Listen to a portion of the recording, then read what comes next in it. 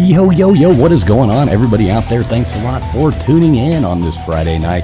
We got a heck of a show lined up for you tonight. Lots of cool stuff coming at you.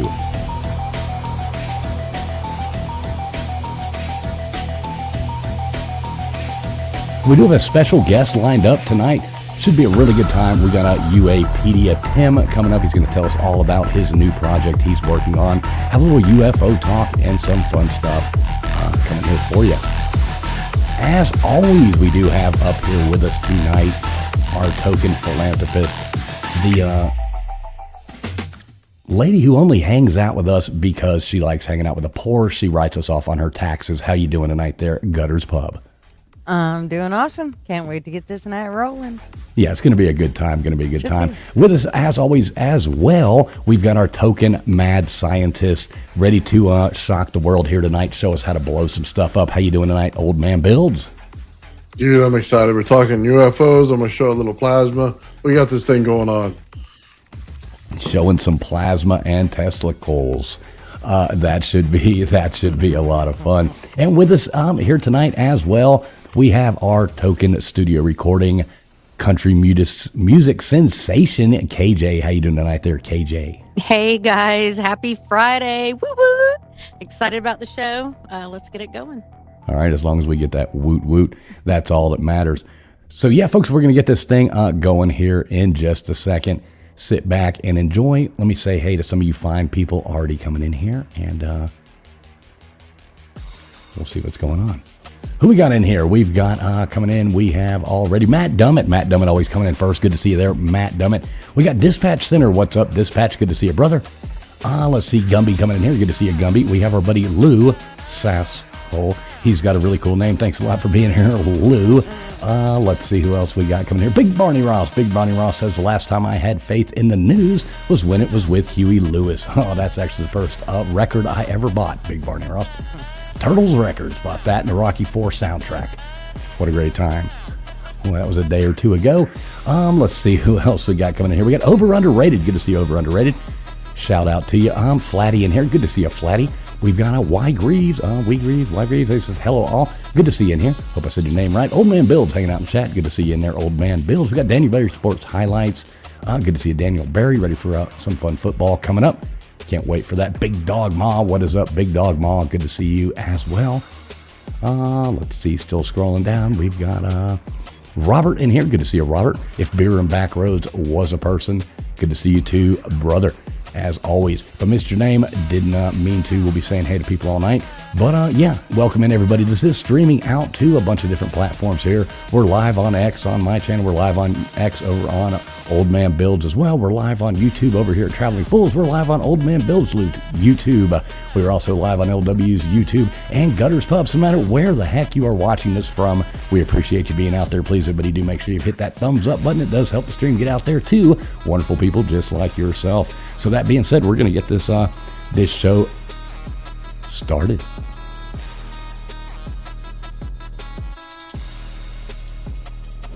You're listening to the ASN Podcast Network. All right, and here we are. So thanks a lot, everybody, for being here once again.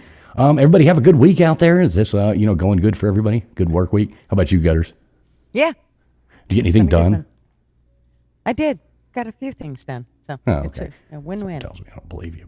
Well, they're probably working on campers or something like that. What about you, KJ? What did you get done this week? Anything cool? Well, I'm alive, my kid's alive, so that's good.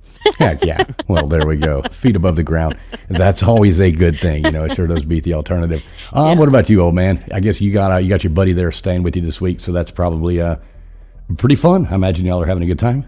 Oh yeah, the crypto optimist is going to be with me for 2 months, man. Yeah, we're gonna take some trips out, man, and go to Tesla Tech, the guy that runs that, and go see him, see all the cool stuff he's got there, man. Do a bunch of road trips to see people about Tesla coils and stuff like that. It's gonna be awesome, man. And we're gonna do a lot of alchemy, so just normal chemical science, and then we're gonna get into a bunch of high voltage and stuff. And I'm gonna go on and do a live show, man, for probably about 4 or 5 hours, just lighting everything in its mother up. So it's going to be exciting, man. It's a good couple months. That's awesome. Yeah, I can't wait to see some of the projects that the two of you come up with together. I mean, it's kind of like the combination there. It's just I can see the sparks flying already. I mean, I'm excited to see what kind of stuff y'all blow up, basically. Oh, yeah. I'll show you how to light up a Tesla coil with a burrito. Oh, nice. Nice. Awesome. Nothing better than that. So, yeah, we do have a guest joining us here in momentarily. But first, back by popular demand, I do think we got a couple little segments we want to do here, covering basically, I guess, like the latest news of the week and things like that. I think, KJ, you got something you want to talk about as well. Gutters, you too. Gutters, you want to lead us off? Sure. I sure All can. right, take it away there, lady. All right. Well, oddly enough, scientists have finally cracked the code on auto brewery syndrome. Yes, it's actually a real condition where your gut bacteria ferments carbs into literal beer. So inside your body, you eat a sandwich and suddenly you're legally drunk. No bar tab required. So I thought that was very interesting. The researchers have just pinpointed the exact microbes and pathfinders responsible, meaning we now know why such unlucky people get hammered on pizza while their friends stay sober. One expert quote is, "It's like having a brewery in your intestines that never closes." So, very interesting. Police departments are reportedly considering breathalyzers labeled gut edition. And, well, wedding planners and, So already the wedding planners have carbs optional menus. So I thought that was quite strange. You know how you can tell the difference between an oral and a rectal breathalyzer? The taste. Yeah, there you go. I feel like that's in there, So on top of it, in a related health news, roasted coffee might help control blood sugars. Well, let's be honest, if your gut is already brewing IPAs, that latte is just adding hops to the party. I mean, there ain't no really, So stay hydrated, folks, and externally at least. And this has been your Abbinormal news break. Gutter. I like it. Good job, Gutters Pub. Good job. Look at that, coming in there with the news break there, talking about getting drunk from eating sandwiches. That's going to be the death of me right there. I think that's what's going to happen is our friend Gypsy's going to finally slip me that sandwich, and it's going to have a Mickey in it, and I'm going to be drunk by the time I get done eating it. So Right. That's Well, funny. usually doesn't something else happen after they slip you the Mickey? It might be a great night. You never know. you do never know. Never know those. That's when the thermometer gets inserted. That's Right. what happens. Well, might be one more reason to call it Mickey. Yeah. Hey, Mickey, you're so Taking his fun. breath at the wrong end. Oh, geez. Hey, big shout out there to a new buddy of mine coming in here into the chat. The Guild. Went over there earlier and was checking out the Guild's channel. Super cool, telling like ghost history, ghost stories, stuff like that. Really cool guy. So shout out to you, The Guild. See you coming in here. Super cool to have you in here. Any of the mods want to drop the Guild's channel there, that'd be super cool. I suggest y'all go over there and check them out. Super cool channel over there. Really do like it. So I'll go on ahead and go now. We'll see what we got here. I did look up some of the latest news here that we got coming out. I'm going to go on ahead. We're going to go ahead and rip through the last 6 days of crap from January 10th to the 15th. USA politics that's stupider than usual. NFL, NCAA football fails that make you question evolution. World news weirder than your browser history. That one goes for you, KJ. And arrests so dumb that they deserve awards and movie buzz to distract you from reality. So here we go. Politics. We'll jump right in. We've got politics coming up first. Why not start with the clown show? We've got President Trump signed a bill shoving whole milk back into school cafeterias on January 14th. Oval Office bash with a milk mustache selfie that screamed desperate for likes. He called it a win for real American nutrition. But let's be real, kids are going to chug it and puke rainbows anyway. Memes exploded, whole gains versus skim scams, while health nuts whine about arteries. Who cares? It's dairy drama in a world gone mad. Next, we got Tariff Tango coming up. Trump is talking about giving out a dividend check for $2,000. Maybe by the late 2026, I think. Fans are screaming free cash while haters yell inflation trap. Picture this. You get a check, but your imported socks cost an arm and a leg. Economic edging at its finest. Let's see. We got other people going on. The economy people are sitting there bickering like divorced parents. Iran's on the line. Trump allegedly said, cool it, no bombs, after Arab bros mediated diplomacy or dodgeball, and his schedule jammed with Kristi Noem chats and Stanley Cup photo ops. White House still the best reality show on television. On to the NFL. We've got all kinds of stuff going on there. Football time coming up. NFL serving more face palms than touchdowns. Terry Bradshaw's Fox rant. A verbal train wreck that left Michael Strahan gasping. What the fuck happened? Bradshaw babbled like a glitchy AI on bath salts. Fans scream, retire, old man, but memes, pure chef's kiss. He's the poet laureate of nonsense. Troy Aikman got verbally curb stomped by a 49ers player post-Seahawks win. Troy, shut your booth hole, they said. Brutal. Jameis Winston confessed on the Kelsey pod. Well, imagine there's a Kelsey pod. How horrible must that be? He bought a second crib for celibacy practice during prime season. Real estate celibacy, that's either monk-level dedication or the lamest boner killer excuse since headache. All right, coaching carnage. We got the Ravens axe John Harbaugh after 18 years. Is he a GOAT or a GOAT? Plot twist incoming. Sean Payton on Broncos offense. We didn't hold back. We just blew chunks. Honestly, so raw it hurts. Playoff reminder. Lone wolf quarterbacks. Recipe for failure. Peyton who? Yeah, we'll see how that goes. College football chaos going on. The transfer portals. A horny flea market on crack. Closed January 16th. Commitments. Wake Forest Melvin Siani to Texas. Oklahoma's John Mader. Loyal for 2026. NCAA rules. Tweaks midweek, shorter windows. Total bedlam, coaches cry, players swipe right like Tinder pros. Indiana's college football program, a rampage, smashed Oregon 56-22 in the Peach Bowl semifinal. Leading into our week, eyeing greatest ever crown versus Miami. Heisman's hero Fernando Mendoza slung 5 touchdown. Teams balanced like a drunk on a tightrope. Miami's Ruben Bain lurks, but Indiana's a scrappy mutt we love to mock if they flop. Portal premium skyrocketing. Quarterbacks cost more than your ex's therapy bills. Colleges NIL whorehouses now. Texas sniping Jordan Seaton. Sarkeesian's Frankenstein squad is rising. All right, moving on to world news. World weirdness coming at you at its best. Greenland's a journo mosh pit after Trump's buy me vibes. Hacks swarming Nuuk. I guess that's how you say that. Nuuk. I always hate that word. Like locusts on acid. Locals frame sequel sucks. Denmark's PM frets. NATO fallout. Ice cold power play, folks. Side hustle Hall of Fame. UK's dad banks 30,000 scooping dog turds. Poop tycoon. Filthy rich. Literally. Sports oddball. Cryptic cup. Glued to jersey. Mythical BS for all you crypto clowns out there. Aussie Open Tennis Tees Center. Swianak Coco. You know who really cares about that? Not me. All right, Venezuela's military Muppet show post-Maduro. Trump's in the mix. Deals shadier than back alley poker games going on, folks. Who knows what we're going to get out of there? So I'm jumping in here. We got some arrests that will make you choke on your coffee. Walmart, for TikTok glory, live streams his ass. So a Walmart, or a TikToker in Walmart, trying to camp out 18-year-old Isaac Hurley. Camps in Walmart for TikTok glory. Live streams to jail by midnight. His IQ may be room temperature in Celsius. In Texas, a gym coming out of there. Dude bolt from a narcotic-sniffing horse. Okay?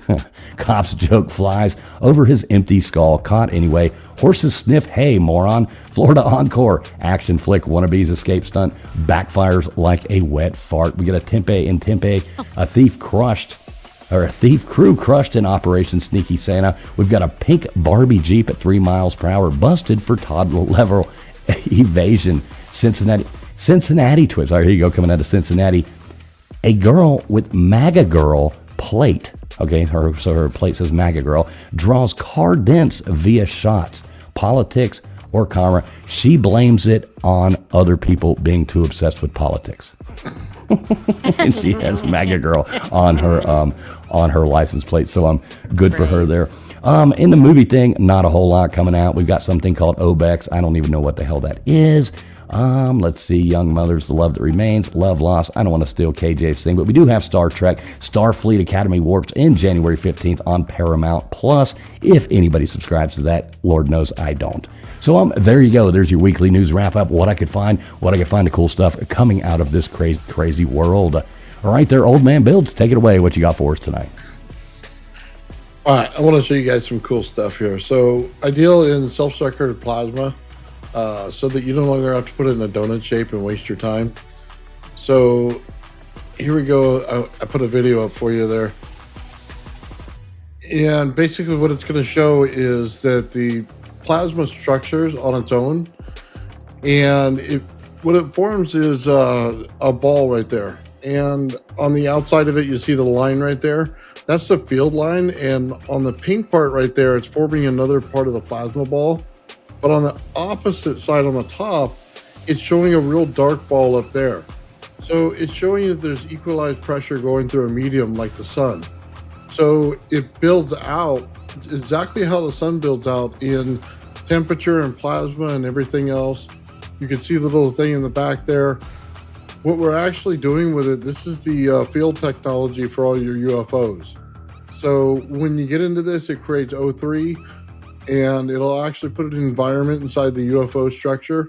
It'll create the plasma that goes around it, that creates cold plasma that's just like the outside of the Earth. And it'll basically build you your own environment inside of it. So we'll be able to build warp drives now from this technology. So that's there we go. cool. Sorry, I was muted. Yeah, that's absolutely fascinating there. That's pretty cool. Yeah, All I have right. another one if you want to see it. It's Yeah, definitely. My head's still trying to wrap around it. Like my brain's still like, okay, wait, don't go too fast. So basically what this other one is what we're looking at. If you pull it up, it actually grows dimensional structure like snowflakes. It's the other one. So if you look right at the bottom of the arrow, it looks like somebody's growing some chin hair or something.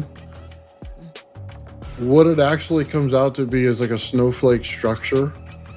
And it shows you how that we can take plasma itself and transform it into actual structure. So we can build out crystalline structure out of it. So when you get over to crystals and things like that, we can build all of that. We can also build some, I don't want to say it, not graphite, but some very heavy material in there that we can make on the outside of a craft. You can see how far it's grown now.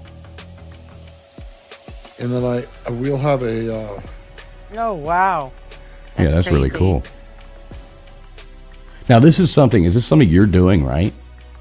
Yeah, this is something I'm doing with all the guys that I work with, myself, Sean, Joe, and also the Crypto Alchemist. We're doing all this stuff. We're able to build it out here in our garage, and we're way ahead of the plasma people that do this stuff. It usually takes them, a day or two to grow this stuff. This happens in seconds when we do it. Yeah, that's crazy. That's actually really fascinating right there. Now, let me ask you this. How hot does that get? We're looking at about 5,000 degrees in the center. Oh, wow. Yeah. Oh my gosh.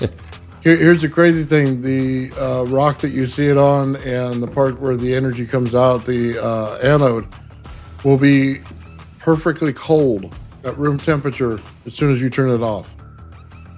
Oh, wow. So you could definitely light a cigarette from that, right? Oh, when it's on, yeah. when Burn it's it on, up in about a half a second. yeah, when it's off, you couldn't light your cigarette for nothing with it. Right. That's awesome. No, that looks super cool, man. I can't wait. I think it's not next week, but the week after, you're actually going to come on here and do some demonstrations for us, right? Like live demonstrations with a bunch of stuff. Isn't that the plan? Oh, yeah. We'll do some live demonstrations. You're going to see me put my hands in water with like about 70,000 volts in it, and it won't affect me one bit. I'll be able to separate oranges at distance and be able to turn things on. You're not going to do a James thing Oh on my us, are gosh, you? are you Right, he's gonna serious? start howling. He's gonna start making those James noises. That'll be awesome. Right. If you do, you have to promise to make the same noises that James Oh makes. my God, no. I promise you it will not be a James thing. It'll be 100% real. I miss James. Oh, yeah. No doubt. What the hell, man? I miss James. Oh boy, he got us so much help. Sweet Jesus, that was a lot of fun. All right, well, that's super cool. You got anything else for us there, old man? No, that's it for now. I just want to show you guys that. That's kind of some of the small tip of the iceberg stuff I work on besides my Tesla coil. So. No, I like it. That's super Yeah, that's cool. cool. Yeah, I like it. I like it. I can't wait for the week after next when we actually watch some live demonstrations. So what do you got for us there, KJ? All right. I'm just going to talk about some entertainment series. I don't know if people binge watch. I don't know if you guys do. So, but I do while I'm cooking or whatever. And one thing on the HBO, which so Cat House came out in 2005. I don't know if you guys ever watched it. I didn't. I had no idea. But there's a series called Bunny Ranch. So that's been interesting to watch. It's about some perv named Dennis Hoff, who has some brothels out in Nevada. And he had an HBO show called Cat House, and now it's a documentary. So I love documentaries. So that's pretty interesting. I don't know if anyone in the chat has seen it. What was that on? It's on HBO. Yeah, HBO Plus. Bunny Ranch. I don't know. It's pretty interesting. But Cat House, I'd never heard of. I don't know. It was pretty. Nope, never been It's to kind of one. like a Playboy bunny, but skankier. So, you know. And Landman, obviously, that's huge right now on Paramount Plus, with Billy Bob Thornton, who he's awesome, and Sam Elliott plays his dad, who Sam is like, ooh, hot. Even at his old age, it's like, go Sam. But that's a great well, okay, so I don't know. We'll see. Have you seen it? Old Man Builds, Landman? Yep. Okay. Roadhouse. So Allie, Demi Moore's in it. Allie Lauder. There's some beautiful women in it. It's a pretty good show. There's some females in it that it's just so annoying. You have to. I'm sure the guys love it. But have you seen it, Gutters? Landman? No. Oh, yes. Okay. I have. And Marvin's actually stuck on that. now. Okay. Yeah, it's huge right now. The oil, the oil drills and all that stuff, which Billy Bob's great. As long as it's Billy Bob and Sam, I'm watching it. You know what I'm saying? And Mayor of Kingstown is also on Paramount Plus, and I personally love it. It's about the prisons in oh my gosh, where Kingstown, and Jeremy Renner, who is one of the Marvel dudes. I don't know if you guys know who Jeremy is, but anyway, he's so good, and it's a great series if you like series and you like prison stuff, and it's really, really great. It's got the mom from Sopranos, which is Edie Falco, and she's on the second. Am I on the second or second season? And she's just so cool. It's really good to see her in another series because she was so good in Sopranos, and who didn't love Sopranos? It was like one of the best. I love it. I still watch it. Anyway, so that's some series, and this last one might make you cringe but it's from TLC, but it's also on HBO right now. But it's the 1,000 pounds. Let me is that like the TLC channel? waterfalls or something? Don't go. No, it would be cooler if it was. No. But the TLC channel. But 1,000 Pound Sisters with Lord. Amy and Tammy. I don't know. I love it, dude. Like, they're so real, and they don't get they started out with a YouTube channel, and just these huge sisters with their YouTube channel, and now they have their series on on TV, and it's really I followed him. Tammy's lost like 550 pounds. Like seriously, it's crazy. And they're just a real family. The brother's probably my favorite on the show. There's 5 kids. They grew up really poor. They're really funny. Like it's I don't know. I love it. It's a great series. If you don't like that, 1000, there's all those shows, but this is the one I actually like. They're just hilarious and, whatever. I love it. So anyway, that's it. Some series, and Stranger Things. I haven't seen the new one that's out. I don't know if you guys are into Stranger Things, but I love it. But it's really, Stranger Things. I got to watch the last, season. So I got to check that out. But if anyone has, anything about that, that'd be cool because I do love Stranger Things, but anyway. They lost me at the end of the first season. I just couldn't get into the second one. Oh, man. But, yeah. I don't know. Yeah. All right. Well, good job there, KJ. Last thing we're going to do, then we're going to bring our guest up. UAPedia, let me know that you are ready to come up. Just go ahead and cam up there.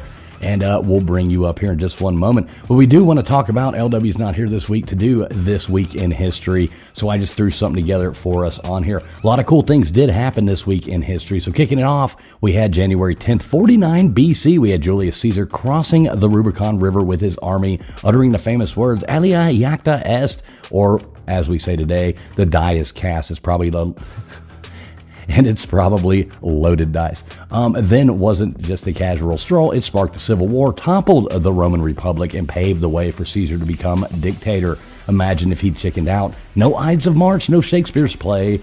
Definitely no excuse for that extra crouton in your salad. Caesar was a sly dog, teaching us sometimes that you've got to cross that river to conquer the world, or at least get a good dressing named after you. So staying on January 10th, fast forwarding to 1776, we had Thomas Paine coming out, drops his blockbuster pamphlet, Common Sense. This bad boy sold over 100,000 copies in months. And that's way back there in 1776. That's viral before viruses were a thing. Paine basically roasted King George III, calling monarchy a scam and urging Americans to dump Britain like a bad ex. Without this, the revolution might have fizzled out over tea taxes. If Paine were around, he'd probably write Common Sense for doom scrolling and save us all from the endless cat videos. Thanks, Tom. You made independence sound like, well, common sense. Let's see, still on that fateful day, January 10th in 1863, the London Underground opens, the world's first subway system. Gaslit, steam-powered trains chugging from Paddington to Farringdon. Talk about a steamy, hang on, gotta flip my notes here. Steamy commute. Victorians packed in like sardines, coughing through the smoke, but hey, it beat walking in the rain. Fast forward 160 years later, and Londoners are still moaning about delays and that one guy eating tuna on the tube. So here's a pro tip for all you travelers out there. Skip the first ride unless you enjoy smelling like a coal mine. Mind the gap in historical hygiene. All right, here's one more for you. We got let's see, Augustus from zero to emperor here, jumping to January 16th, 27 BC. The Roman Senate crowns Octavian as Augustus, kicking off the Roman Empire and ending the Republic. This guy went from Julius Caesar's adopted kid to the first emperor, renaming a month after himself, August. Duh.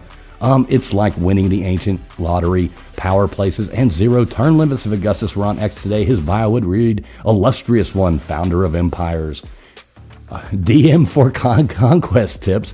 Moral of the story, good PR can turn a Civil War winner into a God Emperor. Bow down, MFers. All right, here we go, wrapping it up. January 16th, 1919, the 18th Amendment is ratified, banning booze in the U.S. and launching prohibition because nothing screams freedom like outlawing happy hour. All right, so cue in all the speakeasies, moonshine mishaps, and gangsters like Al Capone turning crime into a cocktail party. It lasted until 1933 when everyone realized sober America was no fun. Lesson learned, you can't prohibit human nature. So here's to the roaring 20s. They roared because they were thirsty. All right, so without further ado, let's go on ahead and bring up our illustrious co-host coming up here tonight to tell us all about his great projects. It's UAPedia. Tim, how you doing tonight there, brother? Hey, thank you. Great to be here. Appreciate it. Yeah. Good to have you here. Good to have you here. So yeah, we'll give you the floor here. So tell everybody about yourself. Tell everybody who you are, what you're doing, and so nobody's lost. Yeah, so before I usually talk about this project, I have a small disclaimer just to state that UAPedia is not involved nor associated with any government, non-government, NGO, or other contracting agencies. We are completely independent and we are community supported. So after this chat, if you feel so inclined, you can, contact us and potentially join our community. But yeah, what we're doing at UAPedia is we are the world's first expert-created AI-assisted encyclopedia dedicated for unidentified anomalous phenomena. So now that we have the tools to be able to gather content, source content, verify content at scale, we're able to put this together. So we're really standing on the shoulders of a lot of researchers out there, a lot of people who have spent time looking into this. Most specifically, who I like to always credit is a guy named Jerome Clark, who has around a 750-page UFO encyclopedia. It's been around for a long time. But with AI and other tools, we're able to, stand on his shoulders and do a lot more out there. So our goal is to, create trust in this environment. Because, spend a little time on X, spend a little time on Wikipedia, try to look around on the internet, use ChatGPT on your own and find out what happens. You'll find quickly that, you'll be steered in sort of a traditional mindset and knowledge base. You'll find a lot of misinformation. You'll find a lot of gate-kept databases. And what we're trying to do here is have really an open source, sort of ground truth for what's happening within the phenomenon.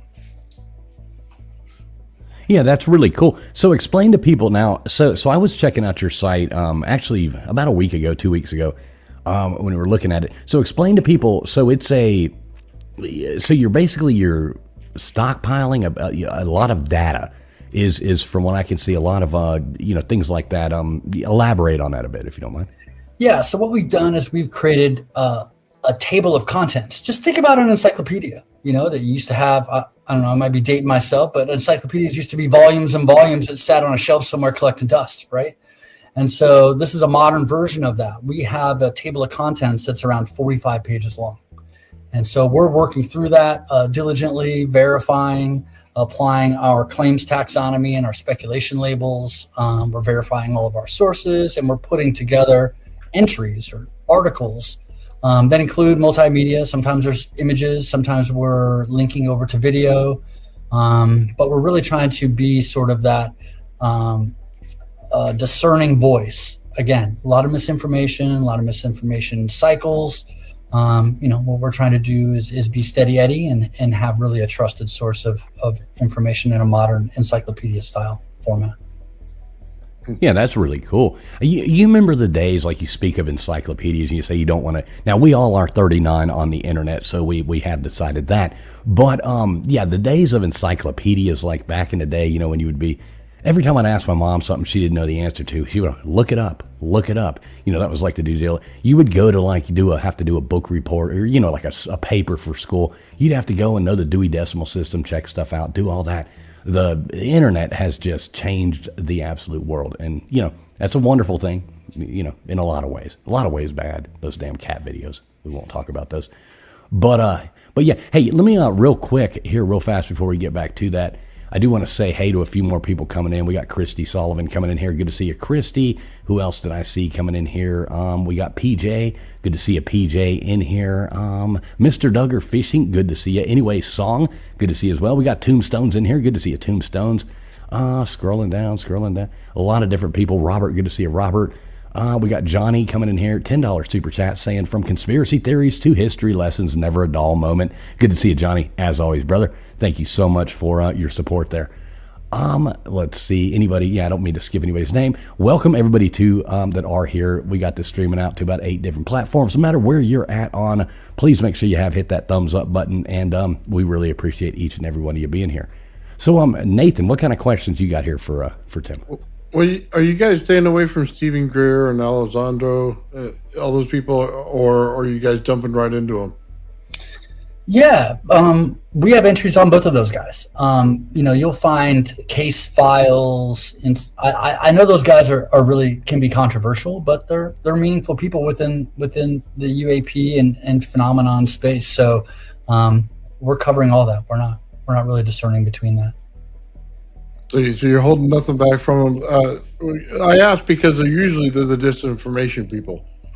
You get on there and they show you an egg. They show you the boogosphere. They tell you that they have no idea how this stuff works. They won't even crack it open. Are you interested in debunking any of that stuff, or are you just kind of flowing with it? Yeah. So what we have is a claims taxonomy, right? What can be verified? What can be validated? And so when it comes to controversial figures, there's always a section in there around the controversy associated with them. Certainly Lou Elizondo has a lot of controversy. Certainly Stephen Greer has a lot of controversy. They've also pushed the narrative forward and played key roles within disclosure. So we include them. But you'll find, biographies on a lot of different people. We just published one on Art Bell, which I know we're a huge fan of. All of us are a huge fan of. We publish case files on a lot of the biggest cases out there. We do historical reviews. There's all different types of entries that we have within the database, but we're not here to really, exclude. We're here to discern. Like, what did Lou claim and what's verified? What did Greer claim and what's verified? What's hoax? What's folklore? What's legend? What is misidentified? So that's our stance. We're trying to take a look at what's available, what is out there, what has been said, what has been written in books, what's been documented within government documents, and we use those witness testimony and what is verified, what is validated, what is a hoax, and what is misinformation. Okay, do you guys look at the old files, T.T. Brown, Otis T. Carr? Any of those things in there in your files? Yeah, we have a biography on T.T. Brown that we just published. Who was the other one? I might have to add that to the list here. Otis T. Carr built the OTC X1. I'm writing it down, man. Nathan here, he's been working on his own anti-gravity machine, trying to figure out how that works. So that's pretty cool. I think, you were talking about you had some thing coming up where you were trying to get people like that. I think maybe y'all need to collab on that. Maybe that would be probably pretty cool. Yeah, the propulsion is a big part of what we cover. So, and it's a big part of the table of contents that we have. So we're digging into that. I haven't mentioned, and I'm going to, is that UAPedia is sponsoring a free online conference on January 25th. It's called UAP Con. Everybody heard from, all the government officials from Age of Disclosure and the documentary by James Fox called The Program. This conference is with academics. So we're bringing in the president of the Institute of Noetic Sciences. We have Rizwan Virk, who wrote the simulation hypothesis. We have Paul Hynek, who's the son of J. Allen Hynek. We have doctors JJ and Desiree Hertak. I'm going to pause here on doctors JJ and Desiree Hertak. If you don't know them, look them up. They have a really incredible story and are involved in space law and a bunch of other things. So they're on the panel. And so we have this summit and conference scheduled. So we're going to talk about, the nature of reality. What can we discern from reality? We're talking about experiencers. We have Whitley Strieber. We have Jeffrey Kripal from Rice University, who has the Archives of the Impossible. We have this woman, Kim Engel, from the John Mack Association or Institute. And then the third one is around implications. So if this, we all agree that this is true, the government has said it's true, we have all this evidence. So what are the implications to society, to culture, to spirituality and religion, and ultimately to science? So we're sponsoring this free event. You can register online. It's on a Sunday from, I'm in California, so it's 10 a.m. to 2 p.m. A little bit later for you guys on the East Coast. But yeah, it's a free event. So we're really trying to, again, move the conversation forward, have a trusted source, all this, and the propulsion. So we're planning on doing these quarterly, right? And so the next one, we're looking at bringing in scientists and propulsion experts along with some journalists and folks in media. So we're planning on doing these quarterly right now and hosting them for free to build, awareness around UAPD and the work that we're doing there. So yeah, let's talk. And I loved your videos. They were, I don't know, high voltage electricity and high heat, like that freaks me out a little bit. It scares the crap out of me. I don't know. You seem real brave to be able to do that kind of stuff. Oh, yeah. Well, it's not that bad as you think it is. You remove most of the amps out of it. One of the questions that comes up in a lot of this stuff when they deal with the fields and stuff is the amount of energy that it's going to take to lift something. And people say like 1,000,000 volts, 1,000,000 amps. We all know that you couldn't live in that condition. So they're obviously not using that. Right. Did you ever hear anything when you guys pulled all the information together about structuring fields, coupling fields in order to reduce the amount of energy put into it? Oh man, I wish. There's folklore around this, right? It's not really verified. There's the Bob Lazar element 115, right? Are you familiar with this? Where the stable version of it creates the warp bubble around a craft so it can move through time and space and mediums, effortlessly. And then there's, you have folks like Hal Puthoff and Eric Davis who have written extensive papers on advanced propulsion methods. You do have T. Townsend Brown, and you have, of course, some other folks involved, but those are the gist of what's available right now, and a lot of it is just theory and not validated. Interesting. Yeah, that's going to change very soon. I'd love to hear other people's thoughts. So tell me what you think. Who should we include, and what are we missing, and that kind of thing. I'll tell you right now, the first person that says that you need 1,000,000 volts is the guy that they're out of the room, because he obviously doesn't know what he's talking about. So just so you understand, building field bubbles fairly easy. You could do it from the inside out instead of the outside in. It's just basically just like the plasma you saw, but you have to build it from the inside. And it takes the understanding of structuring things and making them in a coherent fashion so they self-structure in plasma. So you hear a lot about the Schwinger limit and how do I bake the Schwinger limit?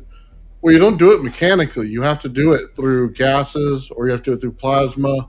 And the only way to get to there is to make this field. And it's not propulsion. What it is a gravitational field. It's like building cold plasma around the Earth, okay? We all know it's there. You all know you can structure it. But if you don't put the fields close enough to each other, you'll never get there. And it's kind of like it's a bunch of rocky surfaces on the inside of the bubble. And in order to get that smoothed out and make a laminar flow, you actually have to squeeze them and compress them. And once you do, it builds a field on the outside of this craft, which will allow it to pull the energy from the environment to work in there. If they don't talk about entropy and how entropy works, they didn't build it. So you can tell right away it's complete disinformation if they don't, because it's required. You're creating a couple capacitance with the environment itself. It's like taking Tesla coils and just taking the number 2 coil by itself, putting it out 3 feet from your main source, and putting 6 of them in a circle. You're coupling capacitance in the air, so the main driver should go down to 0 volts is where you should have it. And they should all still run because the energy stays in the environment. That's field coupling. If someone doesn't understand field coupling, they'll never build the bubble. So I wrote a paper that added on to another paper that had to do with warp bubbles. And it talks about time and gravity being emergent from the field. Instead of it being something that's already known and stuff, because the math doesn't work, they can all tell you in any kind of thing they look up in the way they do their physics, but you'll find that the math never works unless it becomes emergent, and then all the math works. So it's basically the sum of all of its parts builds the field. So in anti-gravity, you first must build the bubble, okay? And once you do that, then you can build the propulsion afterward. Okay, man, you're booked. We're gonna have you in the next UAP Con. I love this. This is great information. It's Yeah, not all, he is our token mad scientist. Yes, yes, he definitely is.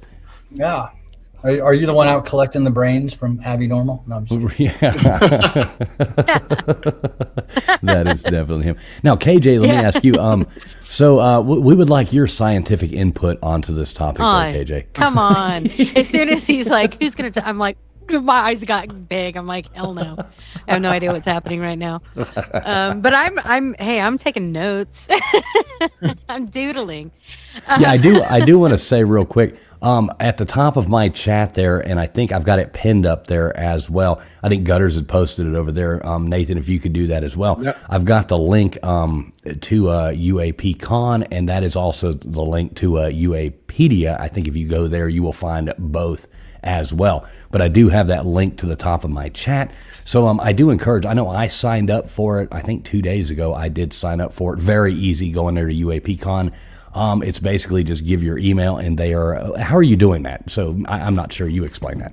That's exactly right. You put your email in there and we'll send you a link a week, a day, and the day of the conference, and you can click on that and you just join for free. I will tell you guys, we just got this confirmed. I'm meeting with him to kind of go over the speaker details and whatnot, but Jeff Nuscatelli is going to be opening the conference.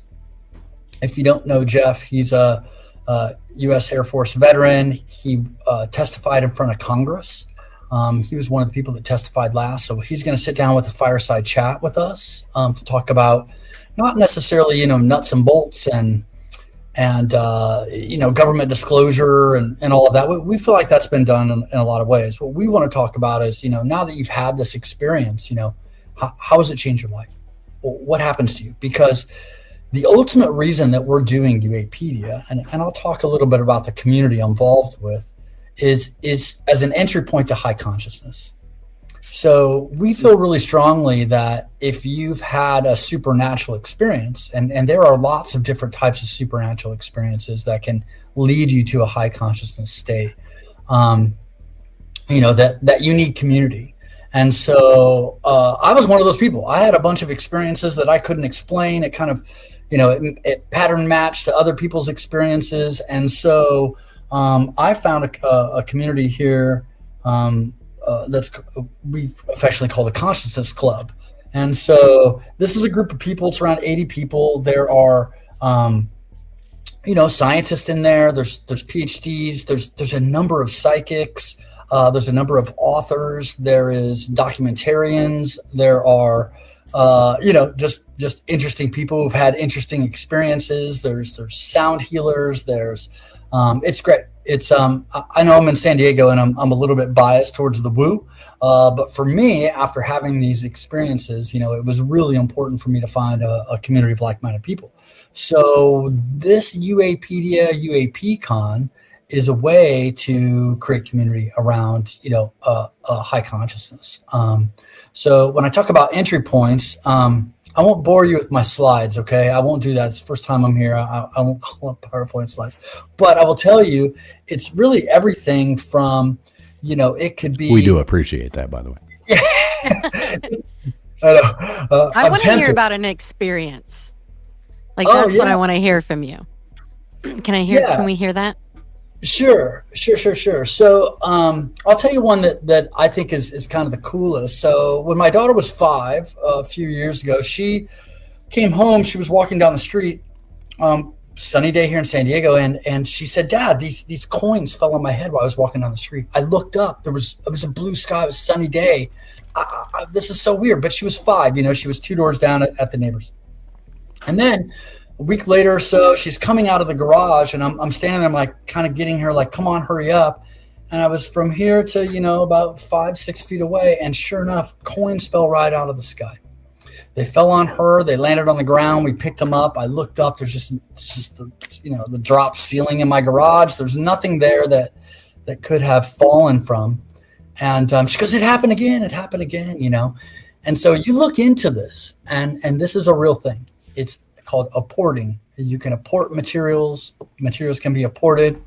I know. It sounds woo until the universe brings you to your knees, but it happened right in front of my eyes, and that's just one, kind of minor experience that's happened. Yeah, that's weird. Was it? Yeah, that's interesting. I come straight to like Marvel, where that actually does happen with Doctor Who, right? They like port, right? I mean, yeah. Just saying. All right. Yeah, it's a real thing. I mean, people call it pennies from heaven. It's. I was going to say that. It's a real thing. Yeah. So pennies from heaven. Yeah, and I didn't know that. I've never heard that. 3D back then. I was sort of not really, I come from really a corporate background.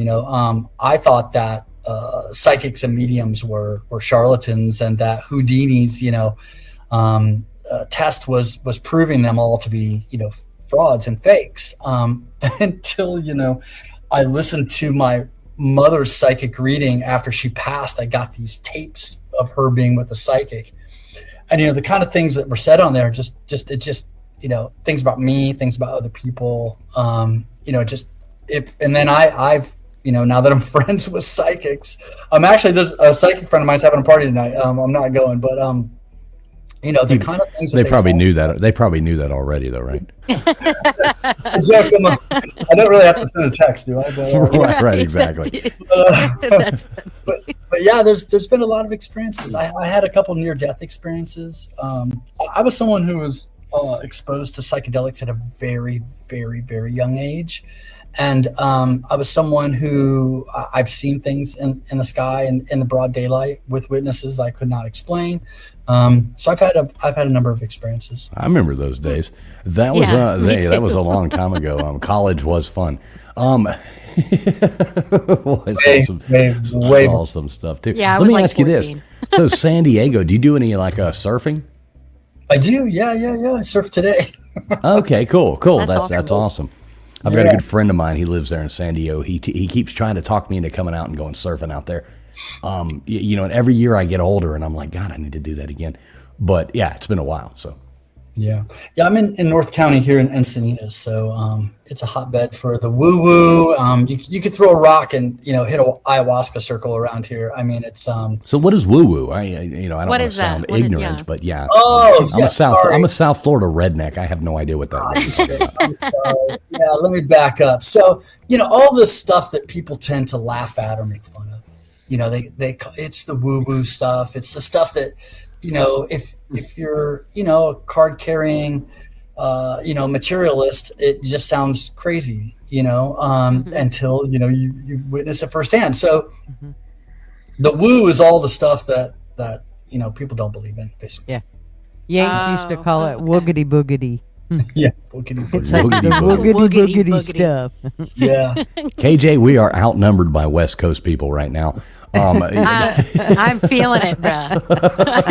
I'm definitely lost in all this talk. Well, that's because the West Coast is the real time. You got to remember that. Y'all are on East Coast time. We're not having it. Okay, so Tim, I got a question I have to ask you. So every one of our guests that comes up here onto these shows that we have, we do have to ask this one question. Either answer is, there is no right or wrong answer, but we always do like to know, did we or did we not land on the moon in 1969? Oh, I love this question so much. Oh my gosh. So I'm going to plug a friend of mine's. I'm going to tell you guys a story. So I went for a surf. I grabbed some tacos. No one was in the house. Okay. From a street truck, right? Well, it's actually from a gas station. But okay, cool. Oh man, you just lost California woo-woo points right there. So I come home, and I may or may not have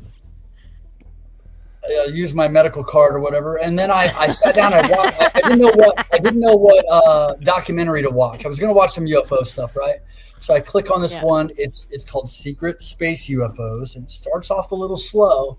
And then it gets into all of the archived, all the NASA archives about going to the moon from the very beginning before they really knew what they were doing. And so my feeling is that the moon is a head fake. The moon hoax is a head fake. They did Kubrick. They did, they put out all this misinformation. So you would think that they could not go to the moon. And that's the conspiracy. But the real conspiracy If you watch this Secret Space UFOs, the filmmaker is Darcy Weir. He's a friend of mine. He's a Cult Journeys on X. He's a really great guy. Despite being Canadian, but he that documentary freaked me out. It scared me in my own house. Now, it could have been whatever, but I was a little paranoid, whatever, but I was scared because the implications were based on what the archives have, that they went to the moon, and when they went there, they found life. They heard songs on the back of the moon. They had a nickname for when they would see ETs or non-human intelligence. They would call them Santa Claus.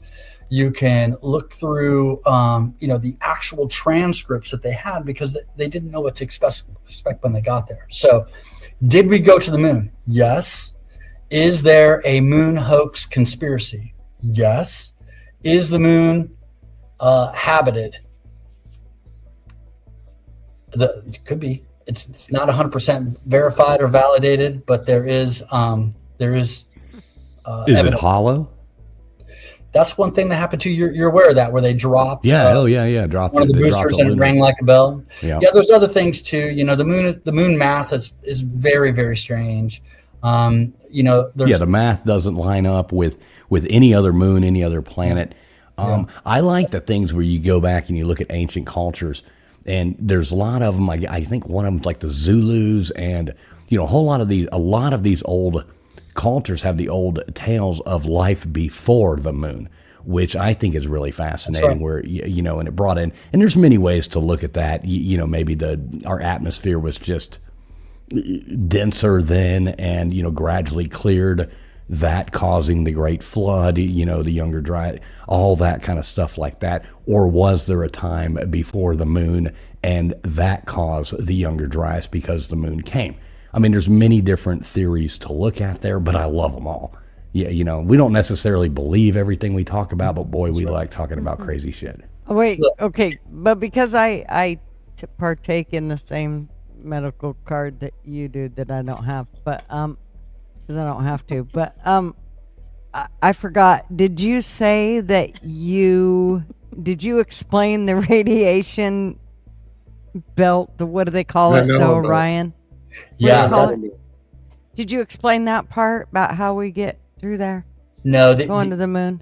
I don't. And look, I do want to double down on what you said. Right, we can hold these ideas in our minds and not believe them. Right, or we could hold them in our minds, and it's like Schrodinger's cat. Right, the cat's dead and it's alive. It could be true and it could be false at the same time. So I really enjoy that. That's why I'm doing that's part of the reasons why I'm doing that. Yeah. The guy who promotes that, I can't recall his name off the top of my head. This radiation belt as a reasons why they didn't go. I don't have a counter argument for that. But I know that there's a lot of misinformation around the moon. Okay. Well, one of the biggest man things with no answers but knows. I know. I am the man with no answers but knows. That's what an encyclopedia is. It's a bunch of answers that you don't really know.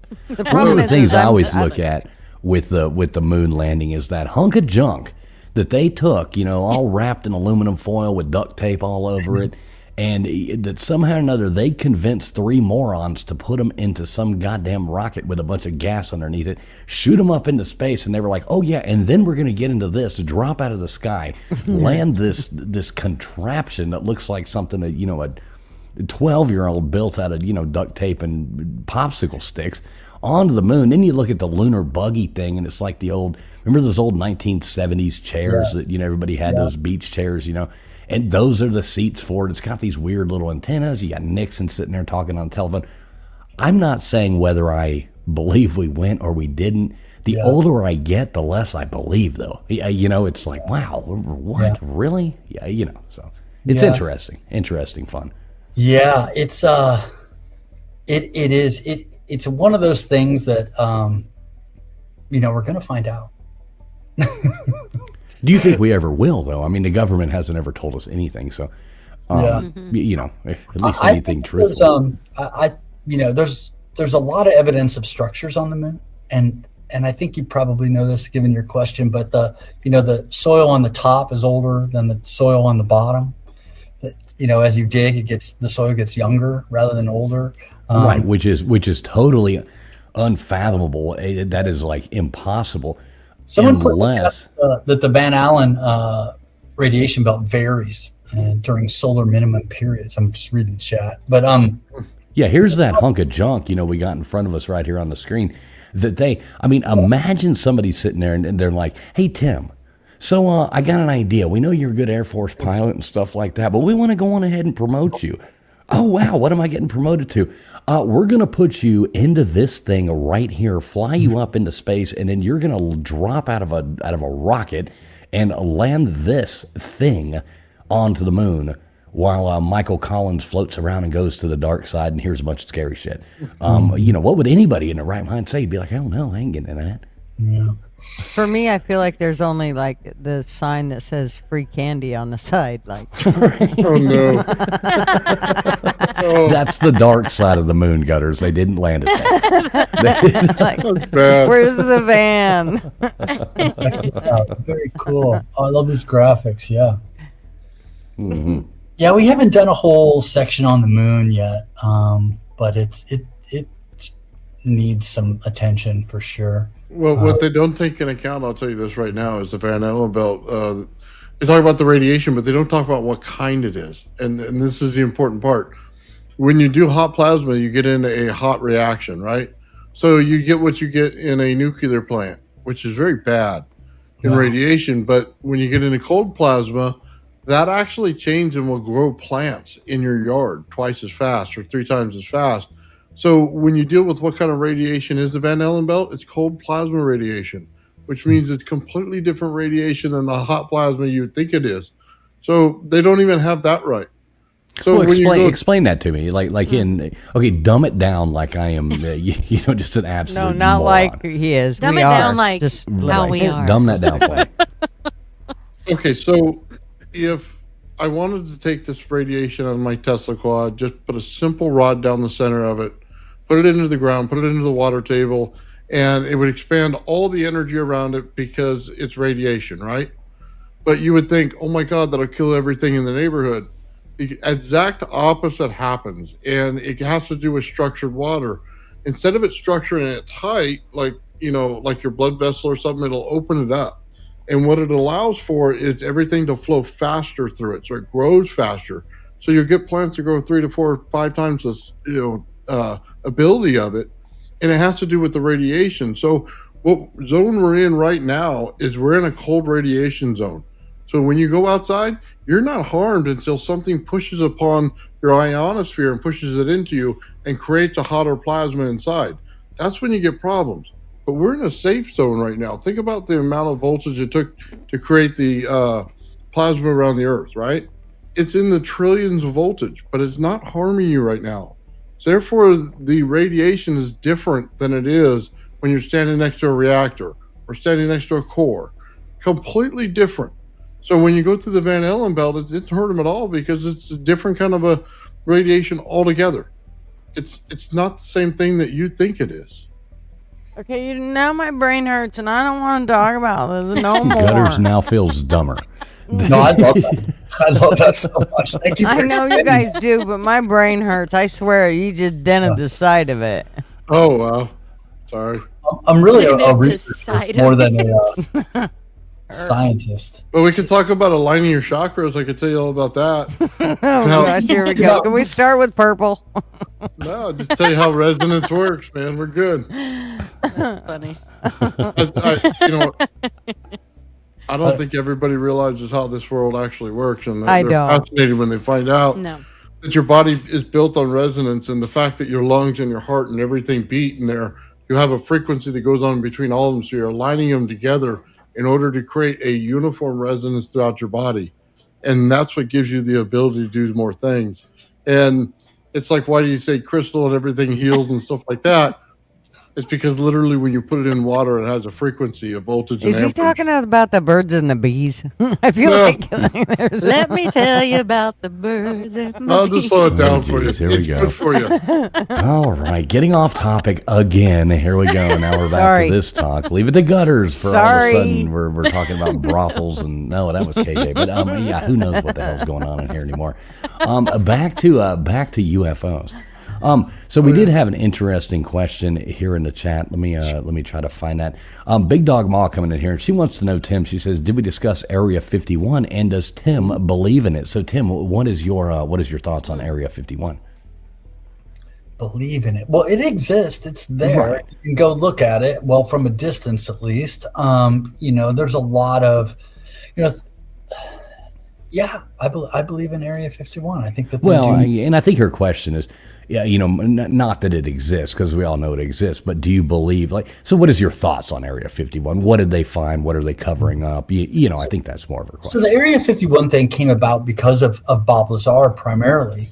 Bob Lazar came out and said on Las Vegas TV that, they have UFOs there, and he took his friends there to go watch them fly around at Groom Lake. And, and he also shared that he worked at a building called S4, which all of this was classified. No one knew any of this existed. He talked about how the reverse engineering, crafts there. And that's where really the folklore was born with Area 51 and why, the whole town now, the whole town is, that's nearby is, I was trying to think of the town name, I can't remember, is all UFO and alien themed at this point. Yeah, they've got that really cool, I guess it's like a restaurant bar right there outside. I really want to go there. That looks like a UFO. Yeah. Right, that would be cool. Roswell, which is, Yeah, I think that is Roswell, actually, yeah. Yeah, Roswell, is interesting because, that was the 47, landing with biologics and all of this, and it really triggered, a bunch of things within the government, the development of the Air Force and the CIA and all of that kind of thing. The moon is around 250,000 miles away. So it's 250,000 miles? Yeah, roughly. Yeah. Yeah. Okay. Look at this place right here. I would love to sit down right there. I like the way somebody even drove like a green, line. Like who the hell would go out and buy a Mustang that color? But it does match the place. That's what's absolutely amazing. That's super cool. I'd love to go sit down there and have you guys seen that documentary on Storm Area 51 where they? I was about to bring that up. So how about those morons that all got together and they thought they were going to storm Area 51? It's like, oh my god. Can we clarify that the Mustang's yellow though? He said green. I just want to point out. It looks like a fluorescent yellow or green. I mean, it's yellow. Yellow. You said it. Well, I might be a little bit colorblind, but go on ahead and pick on the disabled gutters as you normally they do. See different. Okay, Anne had a question. Can we go back to Anne's question? Holy moly, this. Yeah, sorry, the chat was moving pretty fast. Is that this one right here? If we this one? Something about. If we went to the moon, how come we never came back? No, Anne. Mm-mm. No. That says Anne. Yeah, not her. Not that one. Oh, well, let's not snub this question. No, go ahead. And how Croft. It's the same. Does Tim believe that there is a spaceship in Greenland? Yes. Okay, that one.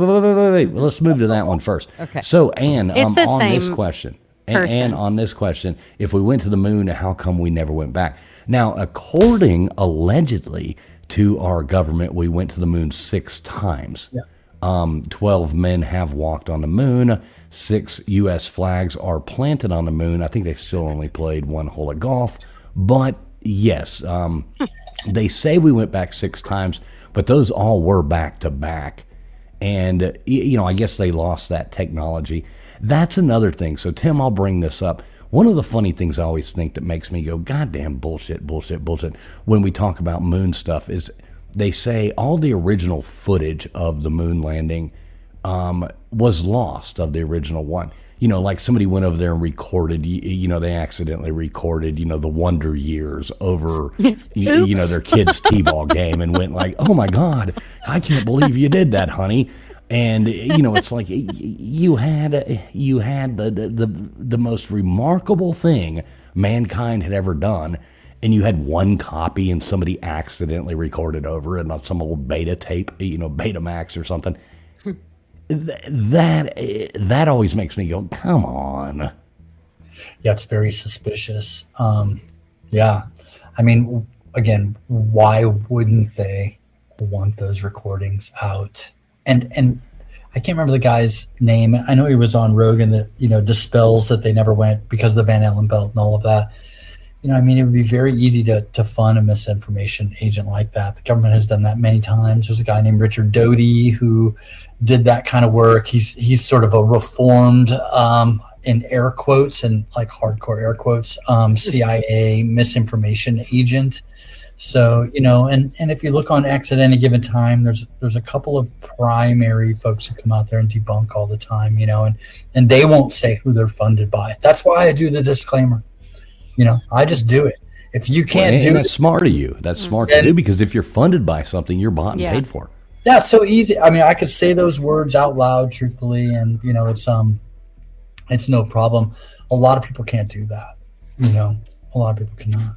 Well, see, and I buy into a lot of this with, okay, so the disinformation, the stupid things like our government saying they accidentally recorded over the footage. Bullshit. You didn't accidentally record over the footage. There's no way in hell you did that. So I kind of think to like what you said earlier, is there a moon conspiracy? Yes. What are they covering up? Because my main problem with we didn't land on the moon is how did they convince, I mean, there must have been, I don't know how many people involved in getting us to the moon, 60,000, 80,000, 100,000 employees work. You know what I mean? It wasn't 5 people sitting there making a rocket and saying, okay, don't tell anybody about this. It was a whole lot of people. How do you silence that many people? How do you cover that grand of a thing up? But at the same time, there's all this other bullshit.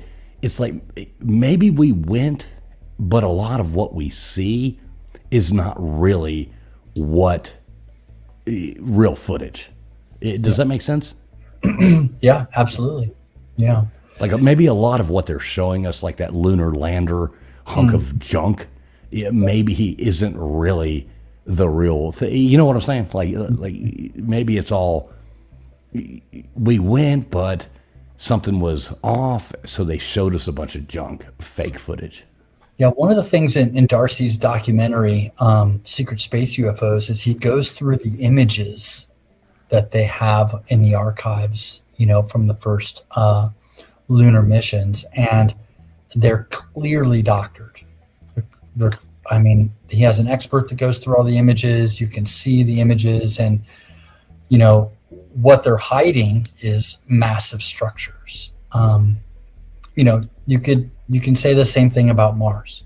And one of the ways, one of the pieces of evidence about intelligent life on the moon is remote viewers.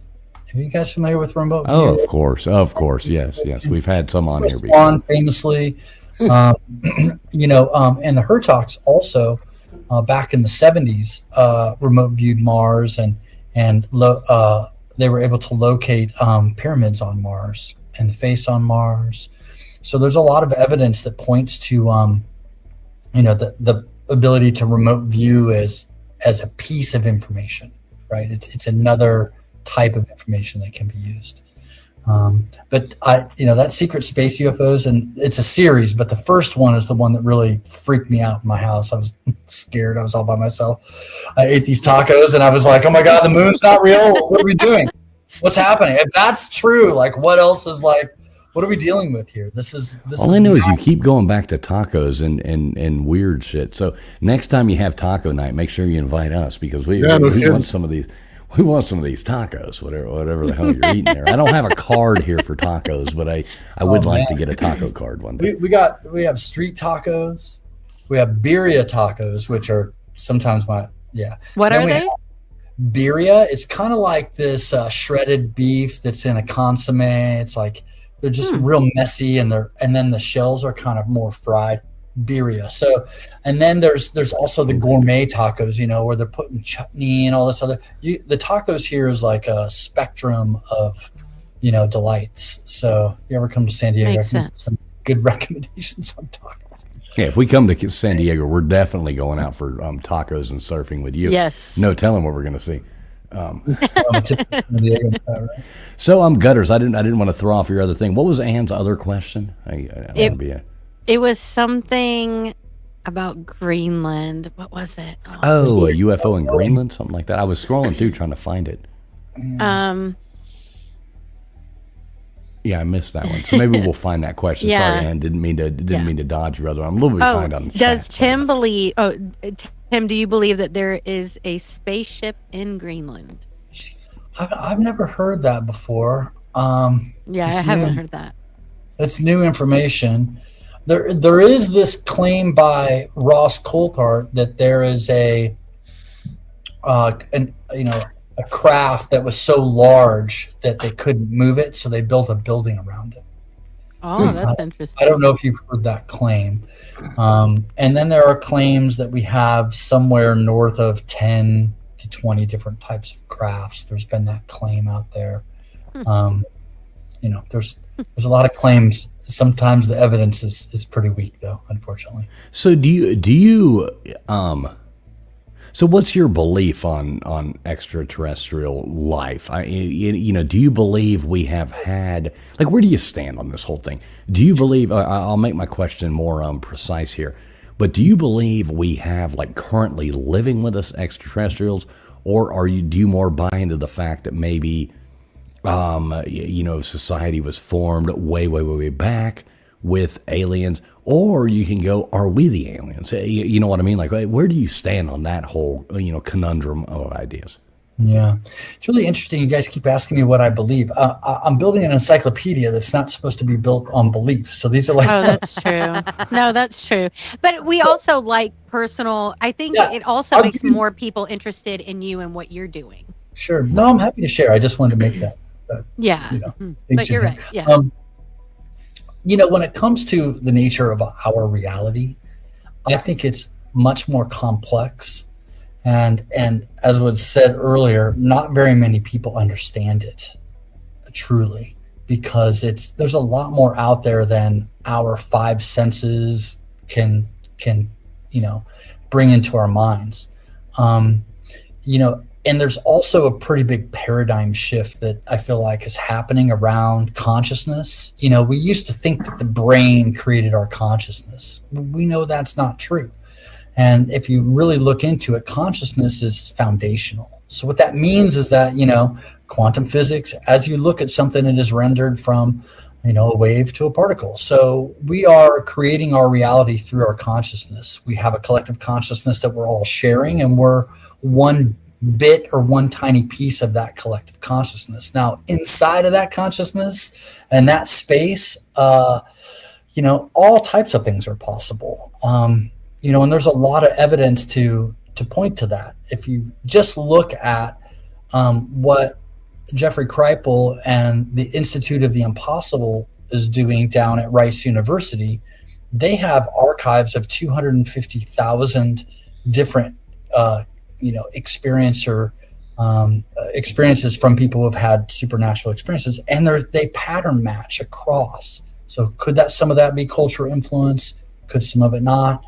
But yeah, I think that there's something out there, and that it's very real, and that the nature of it is unknown.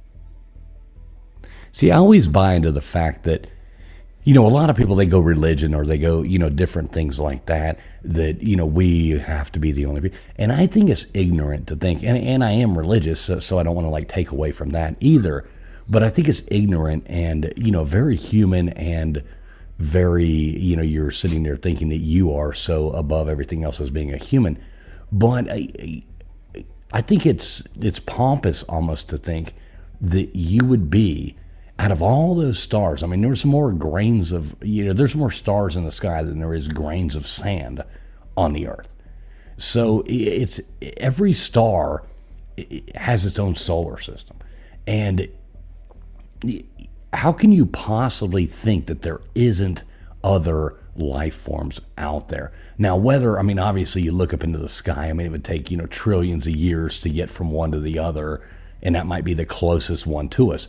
But you can't think that we are the only life in this whole universe. There's just no way you can think that.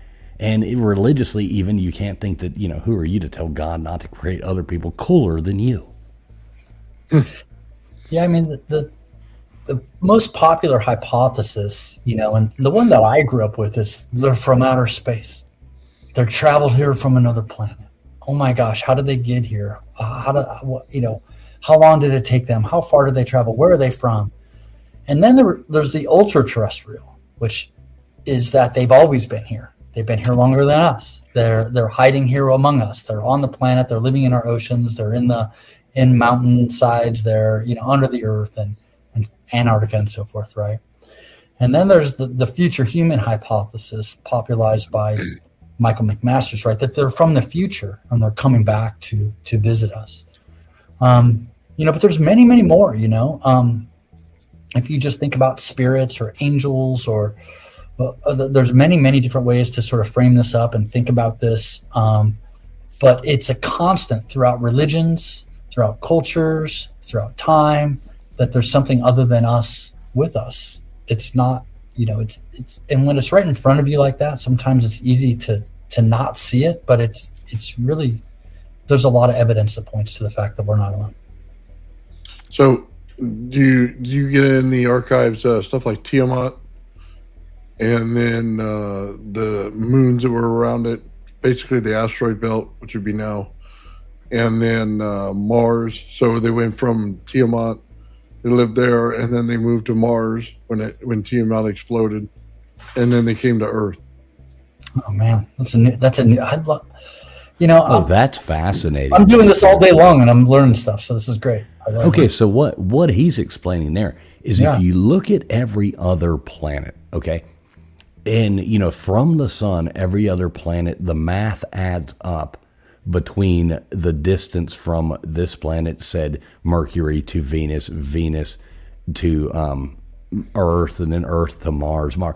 Okay, so they all add up, but there's that gap where with the whole science of the whole thing, with every other planet lining up, there's a gap.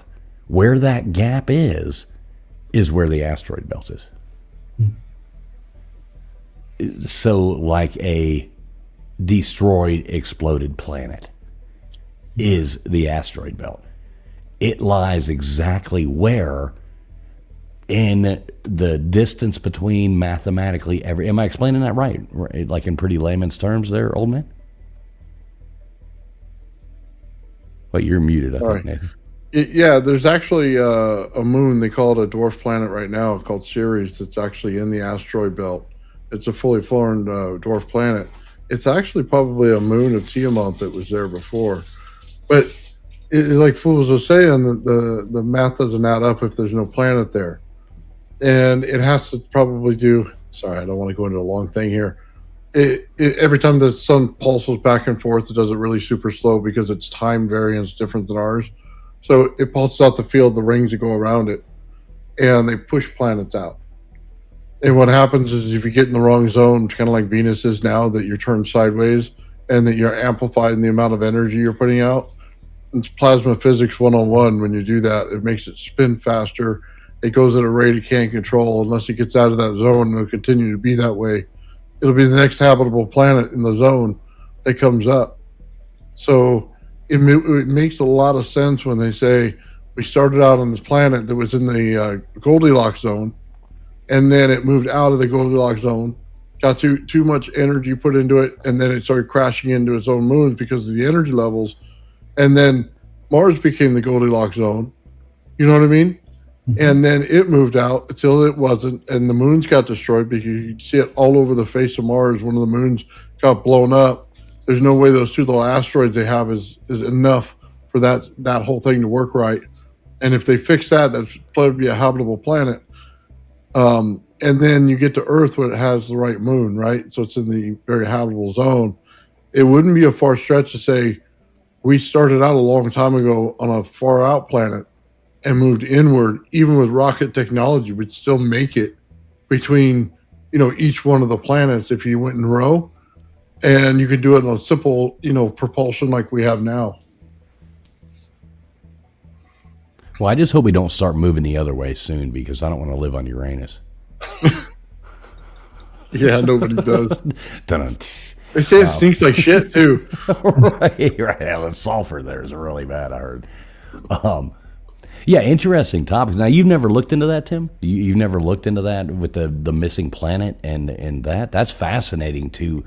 That's a whole rabbit hole to jump in. I recommend you do because it's a pretty cool whole thing there. I was taking notes. I was taking notes during that. Yeah, it's super interesting. Yeah, I did hear Terrence Howard have a similar theory that planets, as they move away from the sun, become the habitable planet. So it used to be, Venus, then Mars, then us, then so that there's a legacy there. But and I know that there's been discussion about the moons of Jupiter, being having volcanic activity. But I think there's a lot more to outer space and that we don't know. Well, but I love what's really scary. I wrote it down. I'll check it out. I love this.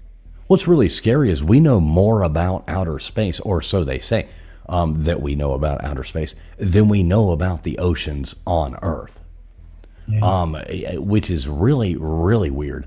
And, you see a lot of those things with the UFOs or UAP, whatever you want to call them, coming out of the ocean. You hear all those stories about that. What do you know about that? Because that always kind of fascinates me. Yeah, there's been a lot of claims about underwater bases, right? So I'm here in San Diego. Catalina is a specific hot spot. If you were, on the bluffs there in Pacific Palisades, they talk about things all the time being sighted there. There's a really... You can't get tickets to the Catalina wine mixer, can you? Yeah, I wish I could. No kidding. But there's a lot, I'm in San Diego, so there's a lot of talk about underground bases around Malibu. There's a famous in this space lawyer, Danny Sheehan, who's come out and said that there's one down off of Baja. So there's been talk like this. There's the Hertogs have said that there's one outside of Japan. There's a lot of claims about underwater bases, and I mean it makes no sense that we wouldn't map the ocean floor.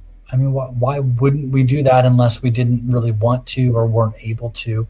Well, I think we're just now, getting that technology because you're seeing all these new things, and so you have all these science. Science is now supposed to be one of those things that is decided upon. I always thought science was a progressive thing that changed as time went and we learned, but over the past, we won't go into all that, but you're seeing these formations, these cities, all these different things underwater now with use of like LiDAR and all these new technologies that we're finding these structures, we're finding these things underwater. So I mean, who knows? Maybe we didn't have the technology. I don't believe that, because just think about it this way: we're 40 years behind the military at all points. Right. So a submarine would have already had it and already known what the ocean floor is. I mean, there's no question about it. They have to know.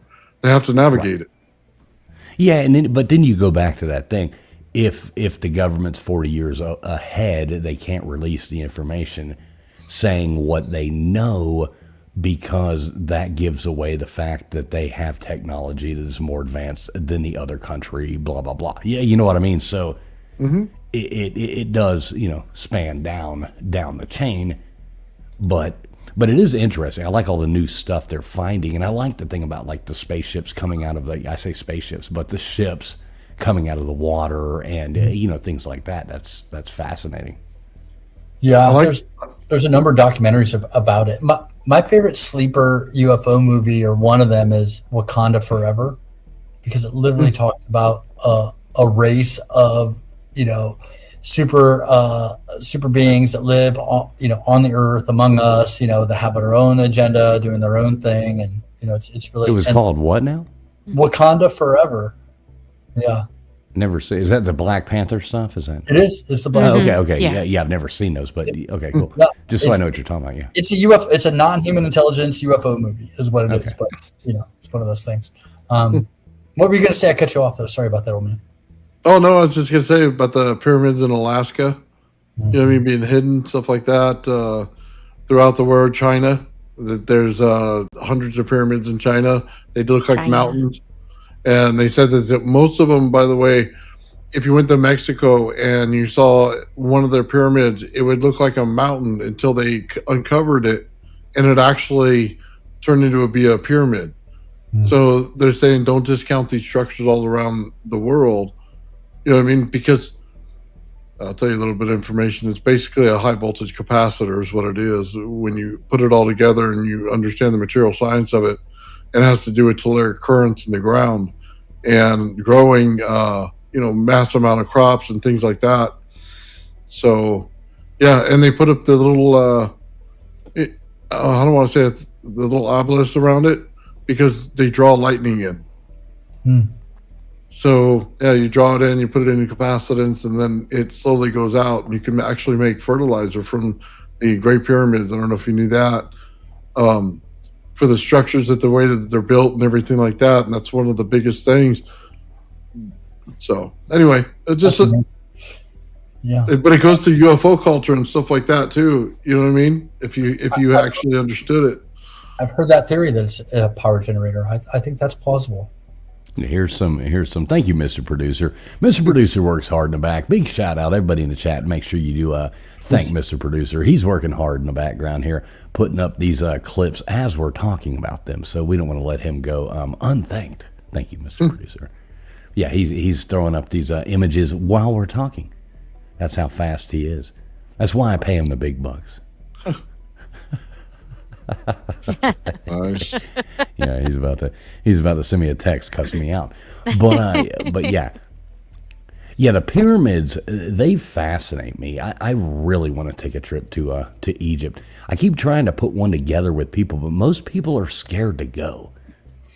Yeah, it's a region. Yeah. I know. See, everybody says yeah. Would you go? Would you go to 100%. Egypt, Tim? Yeah, I would go. I just tell everybody I'm Canadian. I'm just kidding. So now you like the Canadians. I heard your Canadian comment earlier. Canada daddies. I would actually never do that, but I'm just kidding. We'll just have to bribe him with some tacos and get some tours. Right, exactly. I would love to go to Egypt. I'm going to plug the Hertogs again. They're Egyptologists. Back in the 70s, they actually remote viewed and helped locate the tomb of Osiris. Oh, wow. Using remote viewing. Yeah, so I agree with you. And those images, I love that he's putting up these images while we're talking. But the new LiDAR that's coming out and ground penetrating radar that shows the superstructure below the pyramids, I think is just really fascinating. Do you see the labyrinth? And the labyrinth too. Yeah. Jay Anderson, there's a bunch of people that are on that. Yeah. That are really, breaking that old guard. There's a infrastructure here that is built to protect these secrets, and anybody who asks questions is shot down. Pseudoscience. Right. They come out and it's like, well, wait a minute. I mean, like I said before, science is supposed to be a constantly evolving thing. You learn. There's nothing wrong with going back and saying, you know what, that stuff we found in 1872 that was uncovered is not the first thing that we're going to find. I mean, when they found the Sphinx and the pyramids, like I've been to, Borobudur Temple. They didn't find that. That's one of the most fascinating things I've ever seen in the middle of nowhere in a jungle in Java, Indonesia. Second largest religious, thing in the world, built in, I don't know, like 500 AD or something like that is when they say it was built. They didn't even know that was there till like the early 1900s, mid 1900s. They didn't even know it was there. And it's one of the most fascinating, enormous things I've ever seen in my life. And it's like, they just found more in South America. I don't want to say outside of Brazil, something like that. You got the Nazca lines. I mean, they didn't even know about those until the 1940s, until somebody flew a plane over it and went, holy shit, what are all these, huge spiders and all these lines and stuff like that? And now they act like, nope, can't find anything new. Yeah, you know what I mean? It's like, well, why not?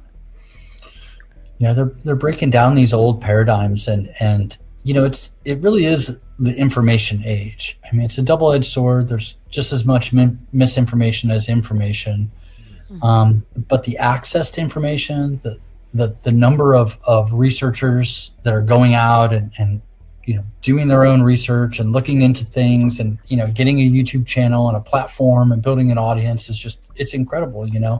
It's really a revolution. So would you say you more try to put out all the information and let the viewer decide what they want to believe? Is that kind of how you present that? Yeah, I mean, the service that we're providing to the community is really a place where you can look at information that has been vetted by a human expert. It has been put through a speculation labels. It's been put through a taxonomy, from verified down to hoax with misinformation and legend and folklore, all in between, so that you can look at the individual claims and decide for yourself. But really, we're evidence-based. We want, sensor data. We want documents. We want eyewitnesses. We want materials. If we have that type of evidence, then we can say that it's a verified claim. So it's really that type of service to help discern, because you started right off, oh, what about Lou? What about Greer? It's like, well, they're controversial figures, their claims are not all verified. Right. And that's the service, because if you go on X or if you go anywhere else, if you try to use, ChatGPT on your own or something like that, it's going to be really difficult to understand. Well, and AI is a weird thing. Like, I host a lot of trivia nights in bars, and things like that. People are always coming up saying, your answer's wrong. Your answer's wrong. And I'm like, well, that's because you Google it and you're going off the AI answer. Now, all AI does is it goes and searches what people say. So a lot of times, AI is going to give you the wrong answer just because that's the most common. That is the most, exactly. That is what somebody else has said, somebody bigger on a platform or something like that. It doesn't necessarily mean it's real. It's like I had a trivia question the other night. Scary. And it was like alphabetically, who is the last president, or, who's the last president alphabetically. Well, I typed that into my thing, and wording things different make a difference. But the way I typed it in, it said Donald Trump. And it was like, no, that's not, that's not at all true. I don't know why it said that, but that's what the answer AI gave. I watched people turn into answer of Donald Trump. Then I told them to get the hell off your phones and quit cheating. You know what I mean? I'm like, you morons. I love that. I think that's you awesome. know what I mean? Like, I'm going to ask that question just because you typed it in the way I worded it, and it said Donald Trump. Trump is not the last alphabetical president, by surname. So AI is not a thing to be trusted, and I hate when people go off of that. Yeah. So what we've done, and we're using AI. Look at the website name, right? So what we've done is we've created a content generator that is that generates content based on specific prompts, and we've created a specific agent that is pointed to sources other than like Wikipedia and some of the sources that typically pop up, right? And then we have another agent that we put the content through for fact checking, and it gives us a score. So we know from there, has it been fact checked? Is all this? And what we mean by fact checked is there a validated source, or is this an unvalidated claim? Is what we're saying truthful, or did AI make it up? Those basic sort of checks, right? And then we have, again, our community, and we have folks go through who are experts who, have spent a lot of time in the UFO space, and they look through and make sure that we're not missing anything, or if there's anything in there that needs to be added.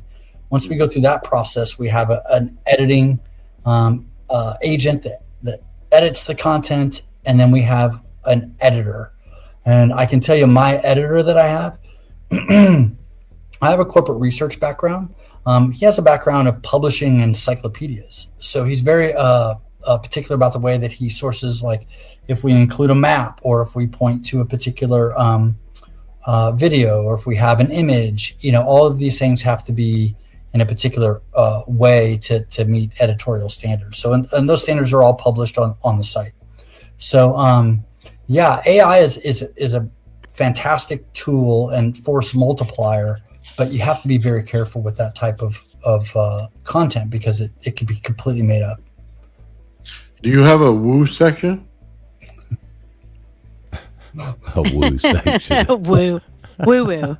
Is it woo Woo woo? is okay. Woo is I don't have. I mean, there's not a lot out there that's woo to me, right? Not only am I in San I'm Diego, still confused about this woo thing. Even though you explained it, I'm still Well, confused. like an editor could throw it out, but in the woo community, they're like, well, that's real.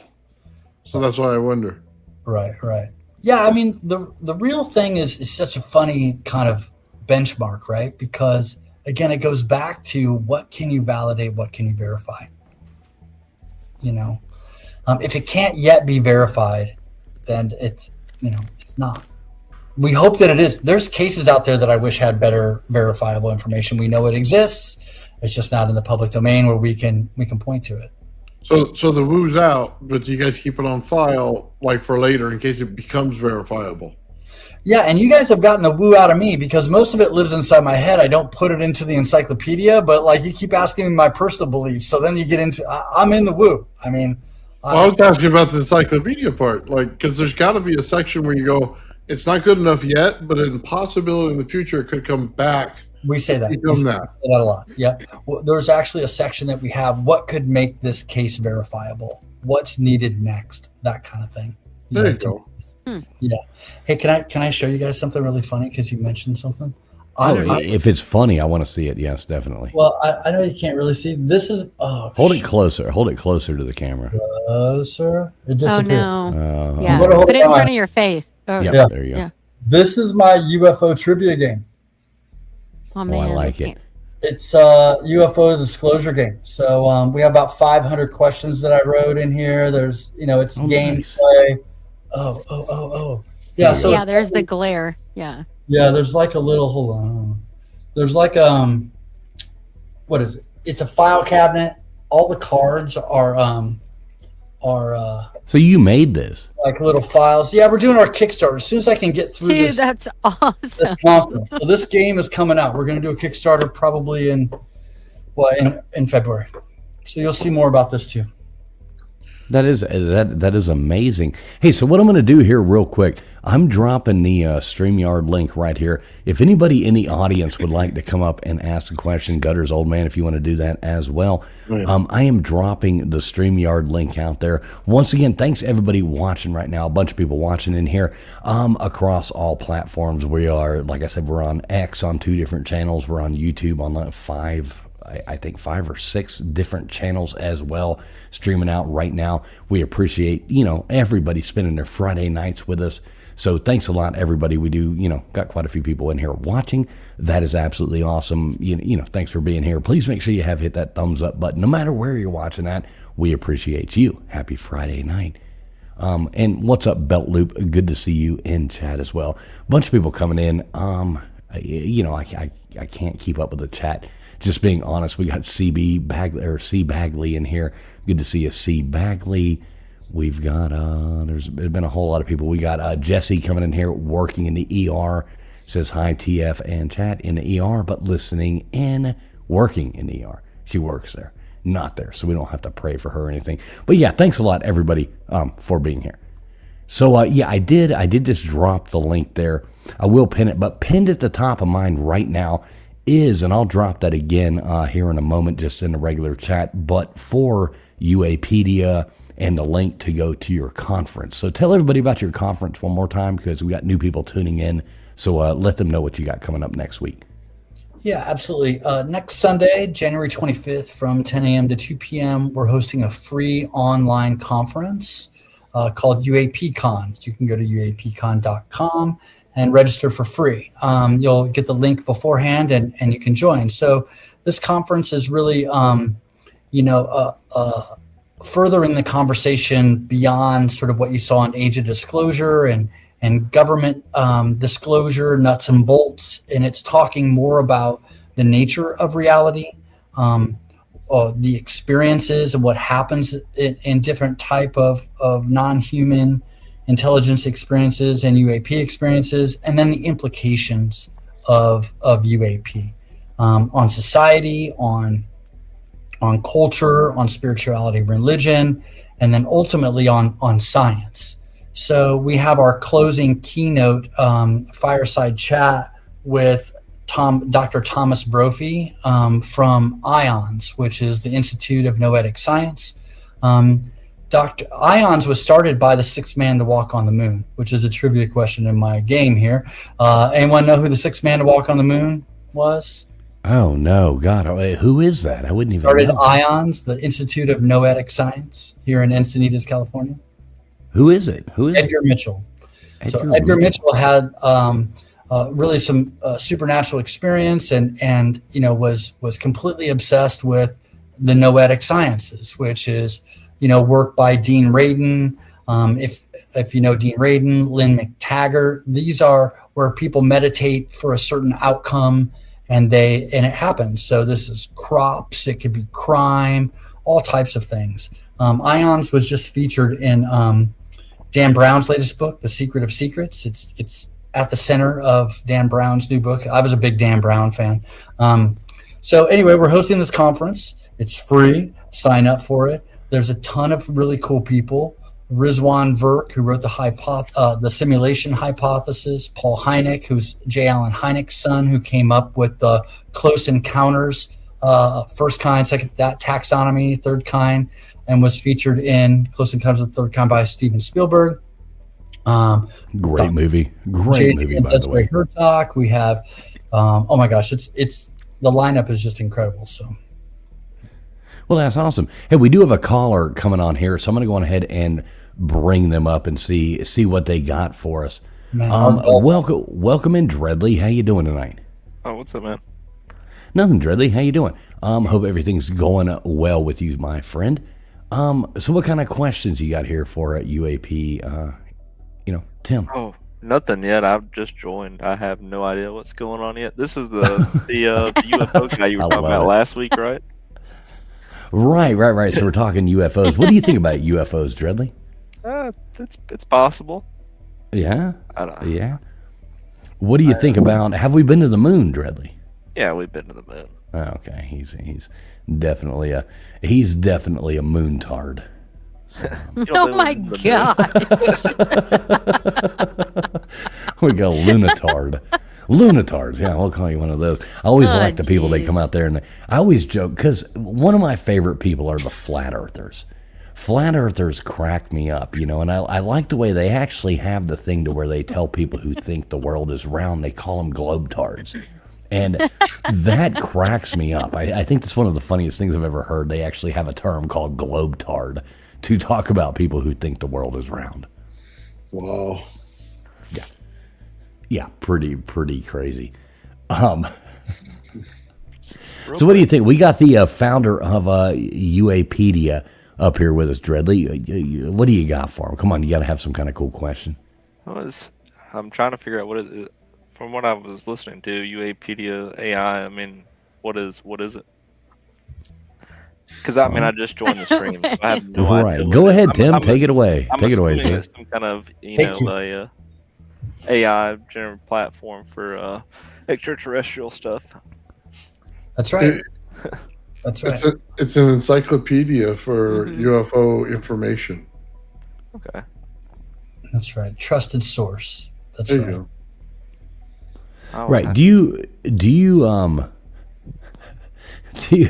Baker's texting me anyway. Do you like Tim? So when you do your conference, where all are you putting this out at as far as like social media and stuff like that? Because I'll definitely repost it on X and stuff like that for you. Make sure I get it out there. Yeah, my technical guy is I think he's using the same platform, so I guess I better get used to it. But it's going to go out on. We have a YouTube channel. We also have X and Instagram. I think it's going out on a couple of other platforms as well. So it'll be streaming there, and then we're planning on, of course, we'll have probably around almost 4 or 5 hours of content that we're gonna put out on our YouTube site and on our X profile. We're UAPedia _ on X. Well, hey, do this in the private chat. Put your links in the private chat right there. Okay. And we'll drop it into all these channels right here so people can sub up to those. So if you can do that here, here right now, that would be cool. We'll copy paste those and post everything into the live chats going right here, and I'll add it to like the description of the video and stuff like that for people watching later. They'll have the ability to to link up to you. Yeah, I'm trying to find you on the gram, but there's a the gram. I'm not sure. That's UAPedia Okay, underscore. So Dreadly, how's the world holding up for you, sir? It's Under. we're making it. Yeah, there you go. Been thinking about you a lot. Hope you're doing well. So what do you think, Dreadly? Do you believe in UFO? Like outer people coming here seeing us, or do you think people came here before, or not people but aliens, or are we the aliens? What do you think, Dreadly? I don't know. I see a lot of I used to get real big into like the Navy pilots and like Air Force pilots, seeing a lot of stuff, and I used to watch a lot of the documentaries on it. But I don't know. It's a strange topic. Yeah, it's a fun topic. What do you think, old man? Where are you falling on this? On the UFO thing? Yeah, I mean, what do you think? Do you think it's people? Do you think we're being visited now by people who came here way before, or do you think it's new stuff coming in, or do you think it's stuff reemerging that's already been here? Yeah, I see two sides to it. Either we're planet jumping and we don't know it, or we actually got to the point where we got to the civilization got to the point where they can get outside of the Earth itself and the sun's radius. And thinking about it, we're in a vortex. You just have to go the other way in the vortex and you arrive there quicker. So the amount of distance between the planets is irrelevant when the time's less. So it's very easy to get to the next solar system. But is it habitable? Does it have resources at it? You know what I mean? It could be a situation like that where they're going solar system to solar system. So it is interesting to look at it that way. I like both.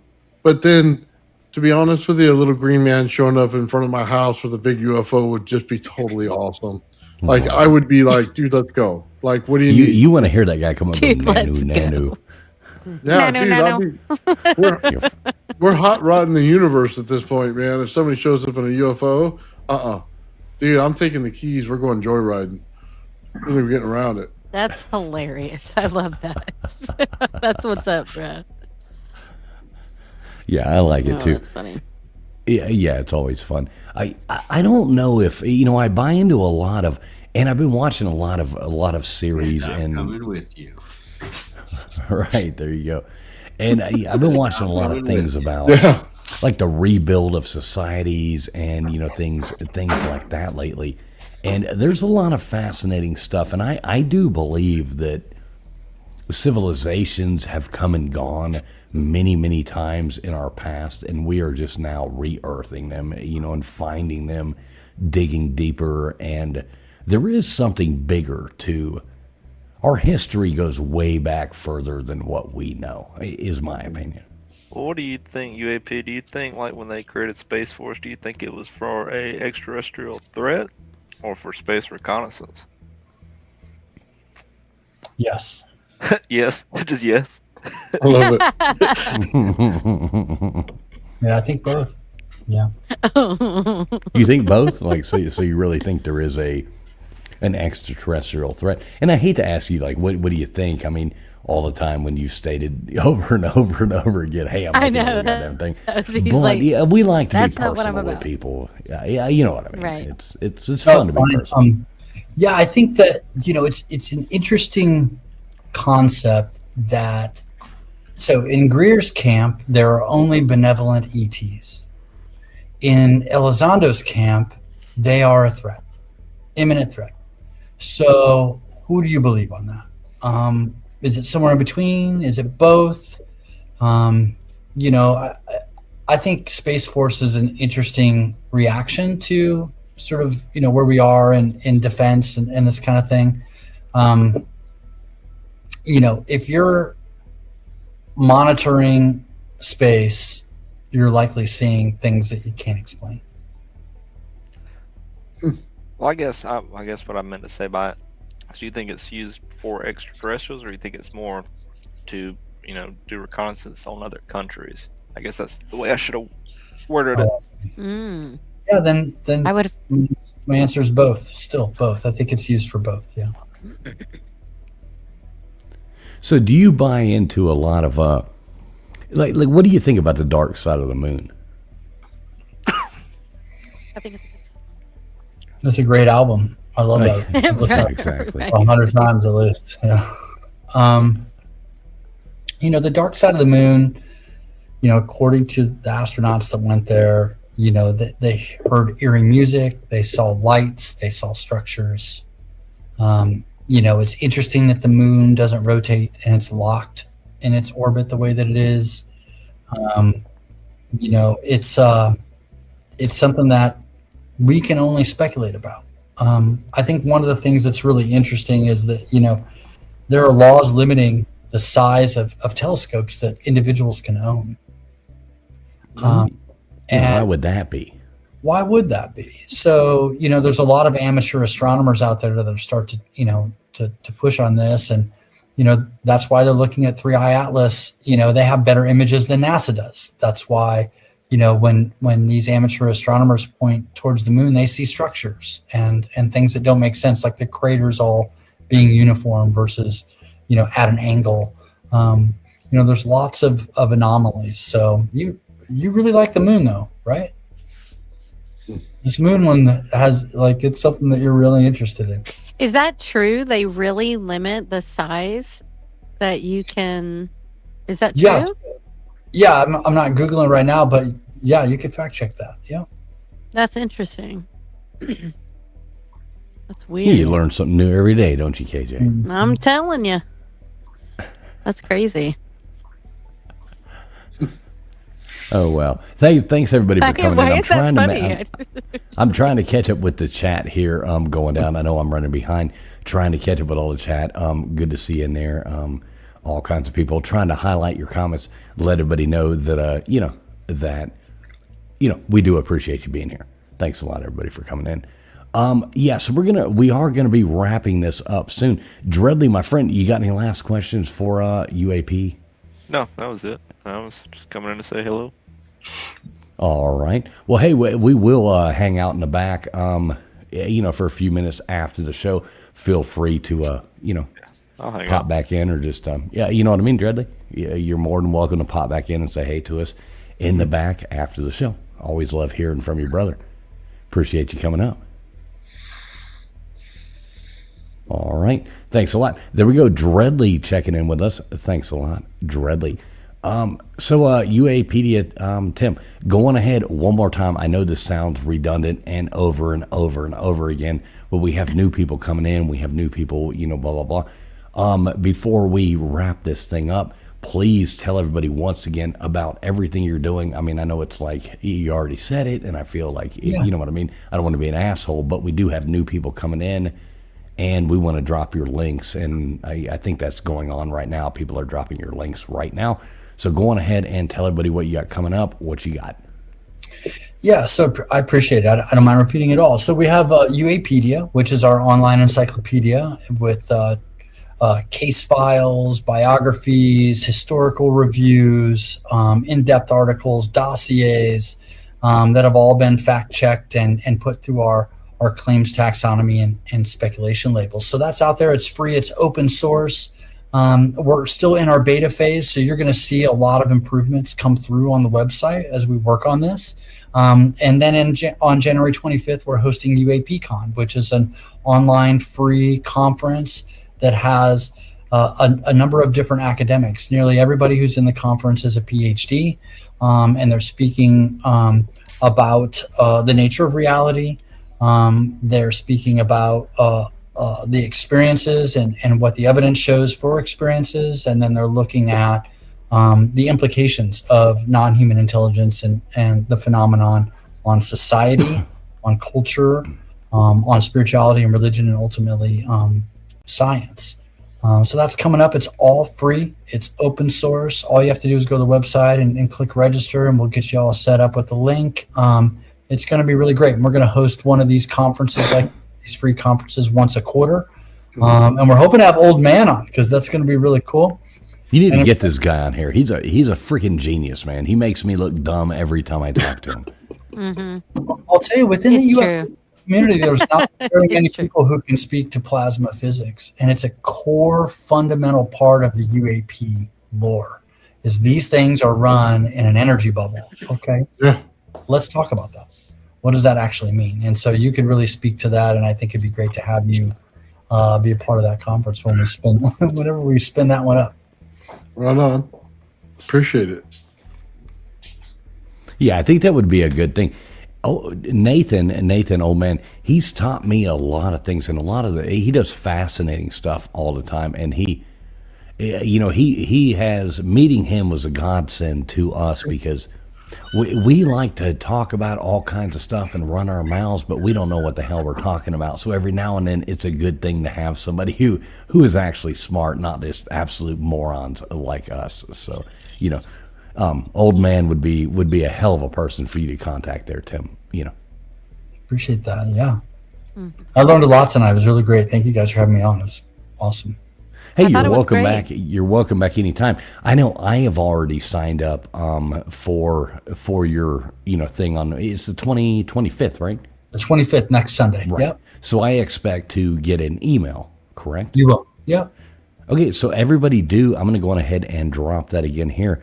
This right here is the link to UAPCon, and this will also, I think if you go on it and search that, I mean, they can go back and hit and, see your website and all that jazz right there as well. So, if they go to this, they can see everything. But this is the link to UAPCon right there where you can sign up at the bottom. Y'all, please do register to this. Show this guy And it's some a love. free because- it's a free conference, like online. Have you signed up yet, KJ? Not yet. Well, not yet, but yes, I've already. Yes, But you will. I'm going to. Yes, I will. Yeah. Yeah, for sure. I've already signed up. I signed up last night, I think. And I think his hopefully I do think your Twitter and your Instagram and stuff like that links were dropped as well.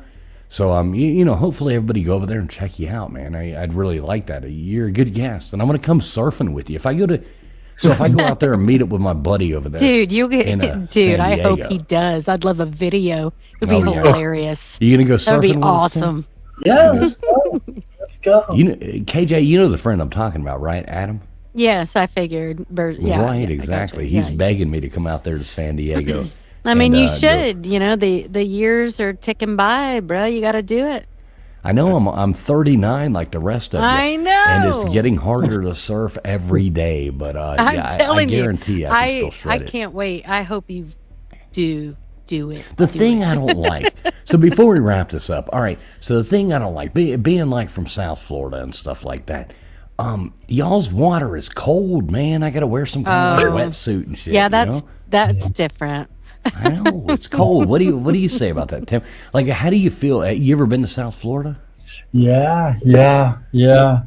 Was it weird for you to jump in the water and it's like bath water? So warm. Yeah, it's the water here, is right now it's around 62 degrees. So you Ooh, don't ooh la wanna- la. I saw a guy out there though today. He was in trunks. He was trunking it, and That's I crazy. that's not me. I wear a wetsuit, but See, wetsuits. yeah. You gotta watch for the black demon out there, that shark they always talk about on the coast of California. The black demon. Yikes! I just registered, by the way. So Aw. just saying. Nice. Appreciate it. No, I look forward to that. I think it's going to be fun. I think I'll definitely be tuned in. I'll be checking it out soon. Now, let me ask you this: what platform are you presenting this on? So how is it going? Is it on like a separate, like an OTT kind of platform, or is it going out on you know what I mean? Is it on a YouTube channel, or like where are we watching this? It'll be on YouTube. Yeah, Okay. I know there. You saw me fumble around trying to get my volume correct for this thing, so you're asking me technical questions now. So You need a producer like that. Like that. So I know my partner's using StreamYard. We have a YouTube channel. I know it's going to be streamed on a number of different platforms. It's going to go live on on X and Instagram and YouTube. I think there's more, but I don't know for sure. I should probably know that before I come on a show, but we'll send you the link. You'll have the link. You'll be able to see it. Yeah, make sure, definitely make sure you do that, because, I will definitely share it out on YouTube, share it out on Twitter, share it out on all that stuff. So, the night before or something like that, when you have all the information, just text me. You got my number.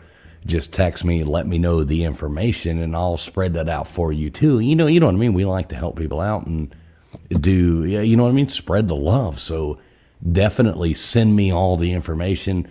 I'm sure, Gutters will do the same. Old Man will do the same. KJ will do the same. You know what I mean? We'll all push that out for you and help you, get your thing out there. You know what I mean? Absolutely. And I really do appreciate that. Thank you. Don't be shy. Yeah, you know what I mean? That'll be cool. Yeah, really appreciate it. Yeah, we're trying to get, we're relatively new. We just launched in November. So we're still building out our you're babies. We're babies. We're just getting started. So we're looking for people to follow us on Twitter for all of the exciting things that are going to happen. And, we appreciate the community, coming together the way it has.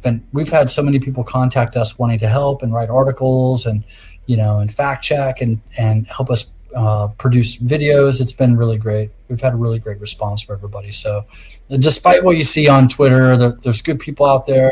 There's community. There are people who, aren't just there to, stir up dust or whatever. Right. And I do like the thought process of putting it out there and let people decide. I don't like people saying this can't be real because I don't agree with it. This can't be real because I don't agree with it. Here's the goddamn information. Y'all do with it what you will. That's and, right. I do kind of like that.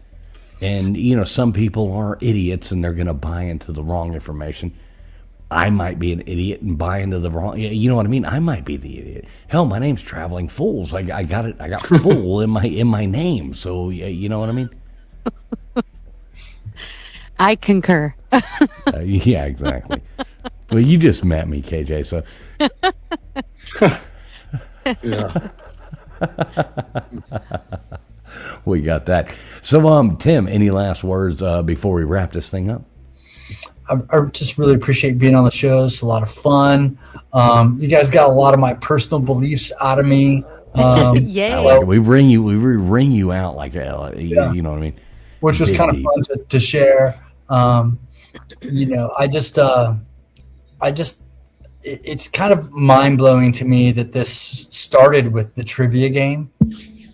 And then now, we have a website, an encyclopedia, we have a conference, and I still haven't really done the game yet. So that's sort of the next thing. But to be on a show and being able to talk about this and just, have an open forum and communities really means a lot. So I really appreciate it. So have you been on a lot of shows? No. I was on a trivia show. Right. Well, I watched you on our buddy, our mutual friend's channel over there, well known. Yeah. And that was cool. He's a super cool guy, and I guess that's how you hooked up with us, correct? That's right. So I've done well known, and now I've done this show. Yeah. Oh, okay. So that's all you've done. Okay, cool. But I have a feeling after this conference, it's going to be a little bit different. I don't, once Jeff Nucitelli opens up the conference and people realize, we'll announce that next week. It hasn't even been announced yet. Things are going to change. Yeah, I looked at that. Some of those people are big name people. I did look really at some of your name. guests. Yeah, some of them. I mean, they've hundreds and hundreds of thousands of YouTube subs and hundred. I mean, some of these people are really big people in the world of this. So you're gonna blow up. Your thing is gonna blow up. And I want you to look back years later, and I challenge you to look back years later and say, you know what? I never had more fun on a panel than I did coming over here to Abbinormal, where they just joked around and asked me about my personal beliefs, whether or not we landed on the moon. Yeah. No, it's been great, and I do think you're right about that. I think it, in our friend group, in our consciousness club, we talk about being pre-famous. there's a bunch of people in that group that are doing really amazing things, and we talk about that a lot. We have friends of ours that are coming out with a documentary in the spring called Frequency. And I just saw an early screening, and it was absolutely incredible. So there's this concept of being pre-famous, I think, is pretty funny. It's we'll see. Well, don't forget about us when you're big and famous, and I text you and be like, "Hey, man, can I come up on your show?" Help us. Yeah, exactly. Don't forget about us, but about us peons. When you become famous and you've got crazy hair and you're saying aliens like what's his face on Ancient Aliens, Sergio or whatever the hell his name is. I love that guy. One of the few people I've got like 5 people who love to meet in my life, but that's one of them. Like, goddamn, I love that guy. He's cool as shit. Yeah. You had me sold on the Art Bell thing. I'm just such a huge Art Bell fan. Me too. Yeah. Me too. I grew up on it. I remember back in the day, late at night, sitting there, trying to moving one of those old radios with the antenna, with the aluminum foil on top of it, and you'd be hitting it on this one, but now the Earth's moving, so I'd have to like turn the radio, turn the antenna, trying to get. Oh, now I'm tuning in Chicago. Now I'm tuning into scrolling the dial. Oh my God, it's cutting out. I got to tune the radio. Oh my God, what good days that was. Yeah, I'm a huge fan of Art Bell, and I think that talking. Did George Norrie ruin it? Yeah, I just listen to the Art Bell archives now. Me too. That's my thing. Yeah, I'll tell you a funny story. I went to Contact in the Desert, which is really great. If you're looking for a community, if you've had an experience, and you want to look these people in the eye and see what you think, Contact in the Desert is a really great conference to go to. Here, it's a few hours away from me in Palm Springs. But I took an Art Bell book there because my daughter and I went, and he has a book. And so I took it there, and it was an icebreaker. I went and talked to all these people, and got their autographs. So like, George Knapp and Jeremy Corbell, just all these guys, all the, Travis Walton was there. I have probably 100 autographs from a lot of people there. I was such a fanboy, and I was just running around this conference. I got to meet and talk with all these people because of this Art Bell book. It was such a great icebreaker because I was like, "Hey, have you seen this book?" And so it was really great. And I have really fond memories of Art Bell. So yeah, he's the god. He's the one who made me get into radio, made me get into even doing this. This is kind of my side hobby thing that I do on Friday nights just for fun with my friends. But, finding wonderful people like you is the reason we do it, man. Thanks so much for all your fascinating things. Hang out in the back for a second. We're going to wrap this up, but hang out in the back because we want to get a little more information from you, like your social security number and, your the first, name of your dog and, all those things they ask you when we need your credit scores. That being said, folks, thanks so much. KJ, any last words for these wonderful people? Y'all, so glad you came out. Thanks so much. Honestly, it's so great to have everyone listening and commenting, and there was so much going on in the chat. I'm interested to chat with everyone about it. But anyway, thanks so much, Tim. It was a lot of fun. Interesting stuff that I'm not used to hearing or talking about. So that's it. Thanks, guys. There we go. KJ coming in. How about you, Gutters Pub? Gutters Pub, tell us what you got going on this week. Tell everybody about your wonderful, agenda. You'll have to come Tuesday night and see what goes on, just to figure that out, because I still don't know. It's too early in the week, so. Right? We'll see. Come hang out Tuesday night. All right. Old Man Builds, what you got coming up, brother? I'm going to be working with the Crypto Alchemist, man. We're going to be doing some alchemy and stuff like that. We're going to be breaking down a bunch of materials in water. It's going to be awesome. We got a big old microscope over here, man. We're going to be looking at every little piece of it as it's broken down. Not many people get to see that, so we're going to be one of the lucky ones who gets to see exactly what it looks like on the channel.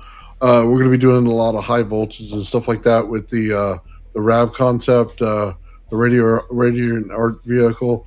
Also, the monatomics right here. Basically, when you break down silver, break down gold to its base element. You know what I mean? So we got a lot of that stuff going on the channel. Yeah, Tesla coils. There we go. We got that Tesla coils going in there. You really, Tim, you really got to check out Old Man Bill's. I mean, he demonstrates how Tesla coils work. He runs it from one thing to another, lights up all kinds of stuff. The man's a genius. Tesla coils. Yeah, we always make a joke. He's saying testicles, but yeah, you know, we are talking about Tesla coils, not his testicles. You got a denture, it just comes out wrong. Yeah, right. They do. You know, his testicles do look great. It does well. not. It sounds just fine.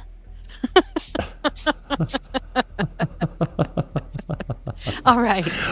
So we're wrapping this up. Thanks so much, everybody, for coming in. Thank you, Tim. Everybody do. I'm going to post the link right here one last time. Link to UAPCon right there. I'm dropping it into the chat again. I will put it into the description of the video later on. Everybody do make sure, go over there and check that out. Tim, I thank you very much for coming up here and doing this with us. I hope you had fun. My pleasure. Absolutely. It was a blast. Thanks so much. All right, brother. Well, on that note, we're going to get out of here. Everybody do make sure you tell us goodbye in the chat. I'll play some kind of funky video, and we will get the hell out of here. Hell, let's go something with the moon. All right, see you guys later on. Happy Friday night. And a little programming update. Please make sure you tune in next week. We do have Tombstones coming on, really sweetheart, coming on with us to talk about her channel, what she's got coming up. Week after, we've got Nathan and Crypto Alchemist going to come on here and show us a whole lot of stuff of the inventions they are coming up with. I guarantee sparks are going to fly. So Tombstones, Crypto Alchemist, and our good friend that came on here before talking movies. We got a conspiracy movie night coming up here very soon. So anybody who does want to get in touch with us, wants to be a guest on our show, please go to www.abbinormal.com and just go in there and contact us. We appreciate everybody. God bless to all of you, and we hope everybody has a wonderful week. And we'll see you next week. Also, Friday night, we probably will be doing Trivia Night coming back this week over here on Traveling Sunday Fools night. channel. Or Sunday night. Yeah. Sorry, Sunday. Be there or be dead. Sunday night, trivia, 10 o'clock Eastern Standard Time. Peace out.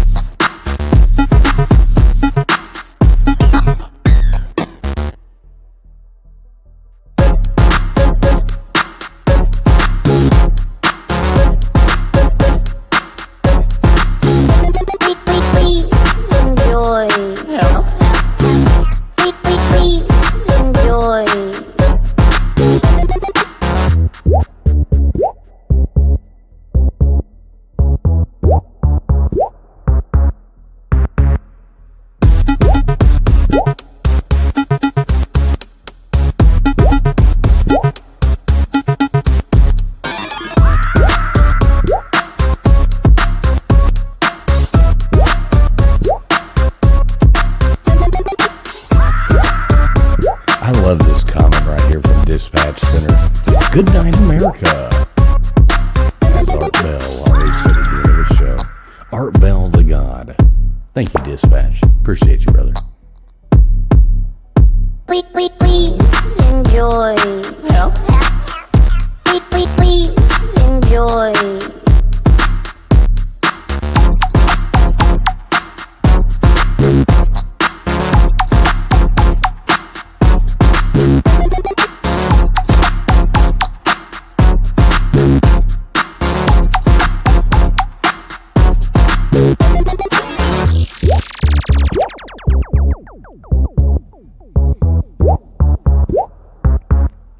Yeah, PJ, I definitely did see that, and I wrote that down. I do appreciate you putting it out there, because I really do want to go. Come with me, PJ. Come with me. It'll be a lot of fun. But yeah, thanks for putting it out there. I didn't want to ignore that. I did see that. So yeah, definitely noted. Thank you, PJ. Me too, Big Dog Mall. It's really nice not to be behind. Yeah, definitely. Love you, Big Dog Mall. Y'all have a great night.